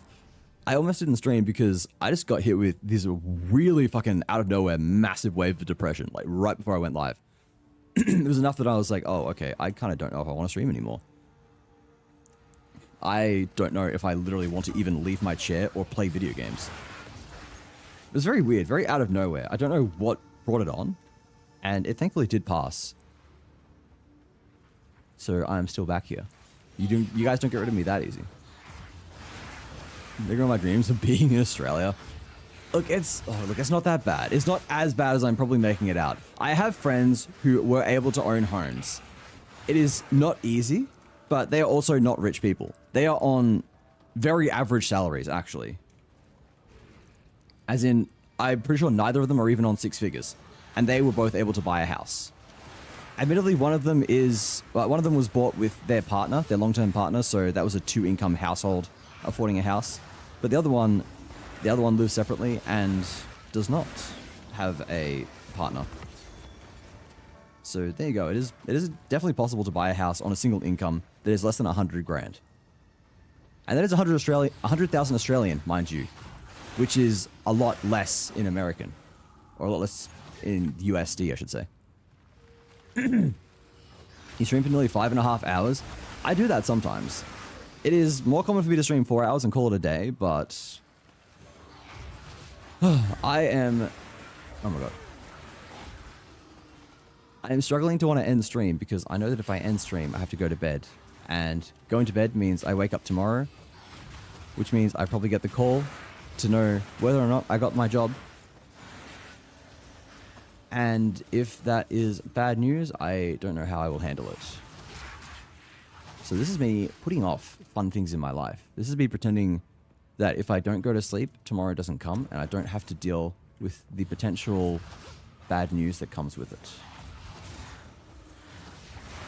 If he continues to stream more, go eat talk. I will be sleeping once I beat this next boss. That is the final thing. I will not stream more. I am... Oh my god. Another wand? We're getting a lot of wands all of a sudden. Fuck off. I actually kind of want that tiara as well. Can we fit that in here? Yes. We'll do that. Tiara. Yeah, I definitely have my loot sort of set a bit too strict because we were getting absolutely no items at all. And while it's not like we're getting good items all of a sudden, the loot is still absolutely atrocious. Like, I'm literally picking up common items, thinking I may as well craft on you to see if I can get something decent. It is still, you know, potentially enough to get some minor gear upgrades. Because it has been quite a while since we upgraded. This is the incorrect area. The boss spawns around the middle in the sand. I understand anxiety, but still knock yourself out. As we said like 3 bosses ago, I know, you will get it. Just in the heart of the Infernalist. I hope so. Ooh, stairs. Oh yeah, the vault. The looted vault. Nothing remains. Why does it exist? Why does it exist if there is nothing in there? Is there a wisp? Yeah, there is a wisp. The wisps that have virtually nothing good on them. Alright. Oh, whoop, hey. Excuse me, guys. If you don't get the job, I'm gonna go down there and slap them. The amount of people who have threatened violence against the company if I don't get it is wild. I am just glad that I have a very very good separation of personal and stream life. I'm glad that there's no way to like find out who I am from my online personality or vice versa. I take great precautions to avoid that. Here we go, here's the boss. Because I swear, if the employers saw a quarter of the shit some of the people in my chat say, I would not get the job. Alright, hey, stop killing those! Stop killing my totems! Oh! God, you deal a lot of damage. When did you deal so much damage? When did you start dealing that much damage? I accidentally double cursed, that's fine. Just wasted a bit of mana. Oh. Get me out of there. Hey. Why does she get to regen energy shield when she's the one that went invulnerable? That feels like cheating to me. Energy shield is meant to punish you for not dealing damage in a period of time, but I can't deal damage if you are literally invulnerable. Oh. Hey, don't do that. Okay, here we go. Big damage. Oh, get me out. This is what I mean, look at that, she's regenerating energy shield. You are lucky that I deal chaos damage and therefore deal double damage to energy shields. Ow, that hit me too. My god! Stop going invulnerable! Please! How many times are you going to do this? Recharge energy shield, you stall out the fight. It's getting annoying, man. Alright. Spread contagion, kill all the minis. Kill her. We did not get our mana flask back. Which is fine. There we go. Nice. There's our specialization wand. We got actually some good shit here. Hang on, this is really good actually. We got a bone wand, a rare bone wand, sandstorm tiara. We got the book of specialization, obviously. Let's drop you to pick you up, to use you, to put you back in our inventory, to move you. We'll grab this. We teleport back. We're gonna fuck around with the items we got. I'll pick you up as well. Come back and get the Druidic Circlet. Unless I can find something to drop right now. Actually, yeah, I don't want you. Do I? No, I kind of do. I kind of want to see if I can... Actually, no, fuck it. I don't care. I was going to say, I would like to use an Orb of Alchemy. Make it a rare. See if we get a good mod. But it's not worth it. I do not have any Orbs of Alchemy. I'm used to being endgame crafting where an Orb of Alchemy means nothing. But this is Season 2 where loot is absolutely non-existent. And also in campaign, so I've got no orbs. Not a hell of a rush, isn't it? Seeing your health drop down to a quarter. Yeah, this is interesting. Especially when my health is almost half of my energy shield. So being down to a quarter of my health actually represents being on something like a 1/12 of my overall defenses. Which is very scary. I'm not even doing any work. I'm just standing on a ladder watching Wazzy. That does not feel safe. You should probably be doing your work, Josh. Good job. Now fuck off to bed. You're getting tier 13 gems already? Yeah, we're getting tier 3 support gems as well. Second in those mid-act 2, which is nice. Okay, I will fuck off to bed in just a moment. I'm finishing sorting out the loot that I got, and then we go. And I promise this was part of the plan. I'm not just adding in more shit. The path to death. This is just me checking the final things that I got. Seeing if anything here is workable. First things first, let's get rid of all of the regular items. Got a golden charm. I kind of want to run one of those. Get some better loot. Get some rare item. Get some rare drops. Maybe replace the stone charm. Utility belt I want to keep in case I chance it. So I'll put you in 3. 3 can be for things I want to chance. Alright. Let's apply all of these. See if we got anything good. Wait, didn't I apply that to the scepter? Okay, now we go. Are any of these workable? Increased energy shield is nice. Oh! +2 to minion skills! Wait! Fuck, that's huge! Oh my... Oh, wow! Oh, okay. Whoa! That's a fucking roll. That is immediately worth a lot. Yeah! There we go. I'm not going to use this, but that will sell. That will sell for something indeed. You can go in tab... fucking... 4. Tab 4 can represent things I want to sell. I'm safe probably. I hope I don't fall. Please get down from the ladder. Finish your job, then... You know, I've got to go to bed just so you stop being on the ladder. Oh, that's nice as well, actually. Max energy shield, lightning res. That is actually something I should be... Yeah, I'm going to equip that right away. That is an upgrade. Max mana regen. That's... That's not worth keeping. Max mana, crit chance. That's kind of alright. Potentially worth crafting on. Not really. Not at this stage of the game. Spicy. Hey, spicy. Spicy want. Spicy want. Spicy want chaos damage. +2 to all spell skills want. You want. I keep for spicy. There you go. That's your one. That's the spicy wand. But you always get the good stuff. I don't know, man. I'm not usually that lucky in these games. I say that, but... Okay. Maybe I am a little bit lucky. Because last season, I had a gem that was like... plus 15% to crit damage, spell crit, plus 15 to spell crit chance. It was the max roll on both. I double slammed it, and I got max energy shield, and I think it was like max mana roll. Or I got like 4 nearly perfect rolls on this one sapphire. It was 1% off being perfect. I was like, oh, okay. And I saw that for like 20 div. It was just pretty fucking cool. It was just the best double slam of my fucking life, and just got 20 div for it. And any of these good? You're not good. You are not good. You're the one that I just took off. Let's put you back. That's bad. Bad.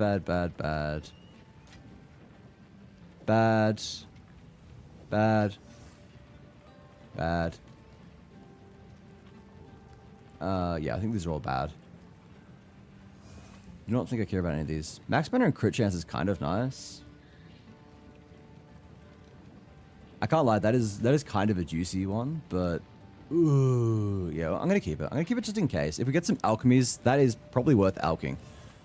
I'll see if I can upgrade that to be anything remotely better. Oh yeah, I was gonna ask if you wanted this as well.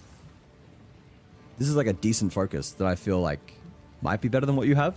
It doesn't have plus spell level again, but it's increased spell damage, crit chance, max mana, cold res. It seems kind of nice. If you don't want it, I'll get rid of it. Otherwise, it's all yours. And yeah, I don't think I care about any of these. None of these are any good, so we'll sell or... Yeah, actually, we'll just sell all of those.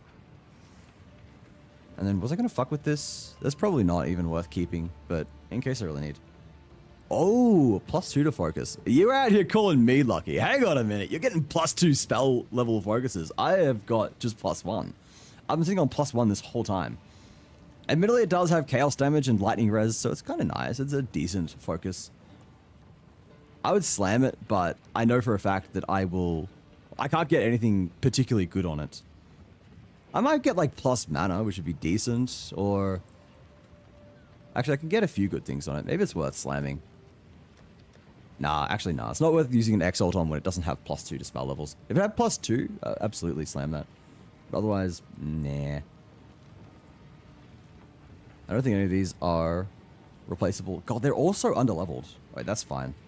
Maybe they're not. Okay, I've been replacing these more often than I thought. Never mind. I'm a liar. I lie. I thought I've been wearing them since like level 30, but they're all level 40s. This is not too bad. They're not that out of date. There we go. Slam something since your NT stream. I've got nothing worth slamming, man. Okay, do I have anything worth slamming? Okay, let me do skill tree first. 1 and 2, I think I want to do. Yeah, I don't care about Dependable Ward, so I won't pass through there. Go here, go here. I might pick up Arcane, Touch of the Arcane or something. Touch of the Arcane. Oh, Touch of the Arcane plus Arcane Surge. Could be really good if we go Bone Storm, actually. 10% chance when we deal a crit. We're critting almost 100% of the time with Bone Storm across 20 attacks. That would be pretty much perpetual Arcane Surge. So that could be kind of juicy, actually. I am going to keep an eye on that as a possibility. It gives us another good reason to be pathing up this way as well. I don't think I care about any of these anyway. Increased elemental damage if you dealt a critical hit. We're not going to be dealing elemental damage. We're going to go over here, pick up some of these things. Damage taken from mana before life is whatever. Minions have max life. I don't care about minions. That's good. That's bad.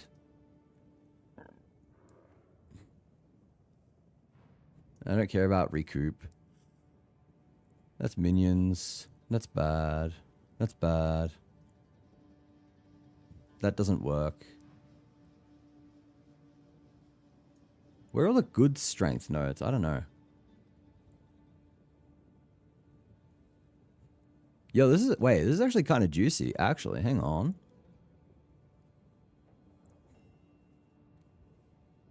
Increased mana cost. Increased crit bonus, 10 to strength. Maybe we can path over to this, depending on how we're going. Man, I'm getting lost in the skill tree again. I'll do this off stream. This is boring to watch. We do that. We're going to slam one thing, then we're going to fuck off, right? That was our plan. It was if you get something with quicker casting time, can you give it to me? What have we got that's worth slamming?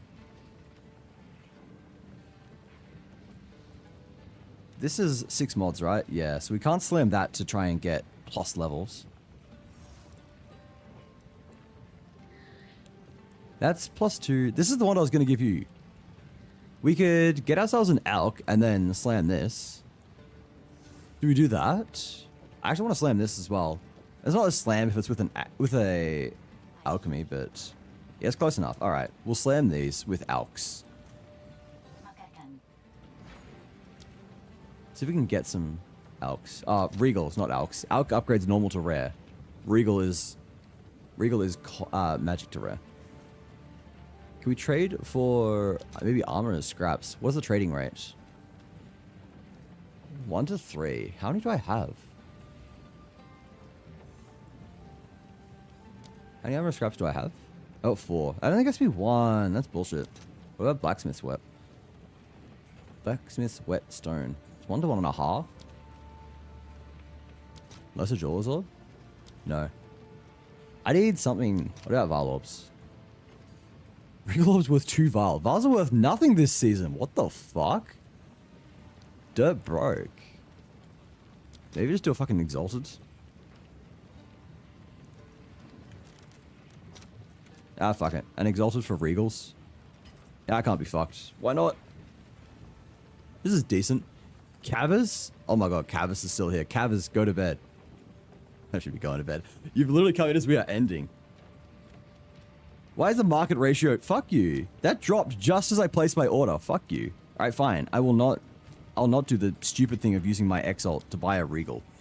I just want to slam something. Fuck you.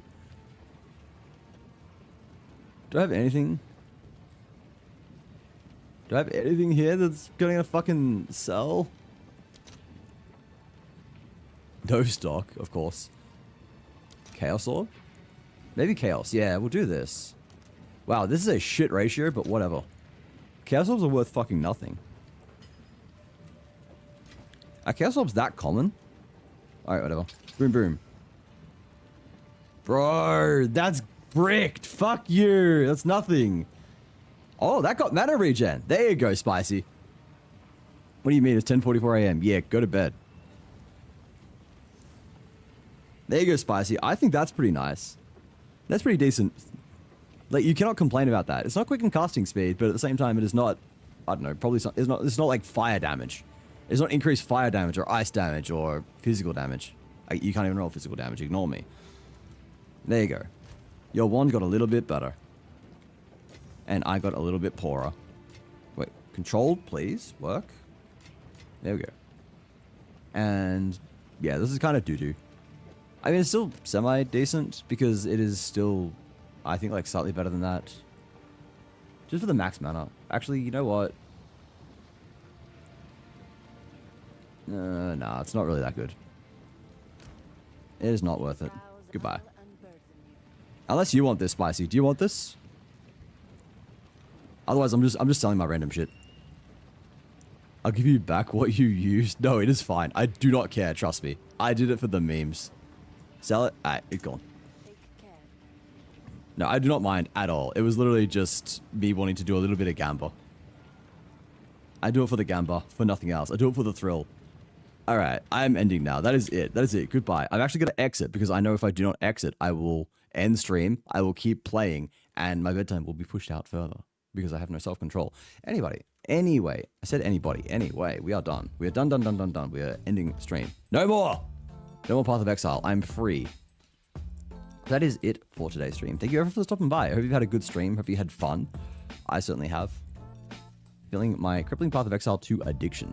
Let's hunt Zoshia. I need to get the new patch working. It is currently broken on Linux. If I open it, it will literally crash my entire desktop, which is fun.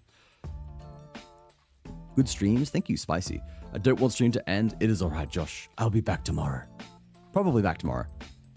Okay, I won't actually lie. If I don't get the job, then I will probably not be back tomorrow. I will probably take a day off. We'll see how, and try and recover. But we'll see how I feel. Good thing I didn't bet. Deal getting a 21 again. Did you delete the shader folder? I have not, but it is a specific Linux issue and there is a fix for it. I've just got to apply the fix. It's an issue with the new version of D-Storage they are using. The newest version of D-Storage causes crashes on Linux, so there is a patch for it that you can, like a community-made patch, because people figured out the issue and fixed it. So I will fix that offline and make sure it all works, test it and shit. But until next time, hope you all have a great day or night, whatever it is where you are. We're going to find somebody to raid. We're going to see who is online. Who is online, in fact. Twitch.tv. It's very rare that I'm up this late, so I don't know who's on. Yo, Duck. Oh, Duck is online. Sugoi Duck. We have not raided Duck in a while, and she's raided us quite a few times. So I think it would be quite fitting of us to go and show some love to her. I've never seen Outer Wilds before, actually. I don't know if I want to raid in because that might get me spoilers. Yeah, you know what? It's fine. It is fine. I will just immediately raid and run so that I do not get any spoilers. Well, if you get the job, then stream PoE2 to take your mind off. Mood, actually. Good luck in getting the job. Thank you. delete the shader folder too. Mine was bugged after the update. I will do that as well then. I'll figure out where it is and delete it. But yeah, we're going to go and say hi to Sugoi Duck. She's another fellow Australian streamer. I met her at PAX actually. She went to PAX Melbourne with me as well, and we got to catch up and hang out, which was kind of cool. So until next time, grab your raid messages. Top if you're subbed, second if you're not subbed, and of course, come check me out on all of my socials. Same thing I do every time, but just in case anyone here is new, the Discord is cool. You can join into the community, talk about whatever the hell you want. Vote for what I play for the community games night, get advanced updates on my life status and literally whatever other shenanigans I get up to. And also just check me out on YouTube and TikTok. I have a bunch of shorts that are all edited, ready to go, and I've just simply forgotten to do them. I probably should do them before they become completely out of date, but I'll get to that later. You can subscribe, be the first to know when they happen. Anyway, have a great day or night, whatever it is where you are. I'll catch you tomorrow, 8 p.m. Australian time for more Path of Exile 2. Take care, and bye-bye.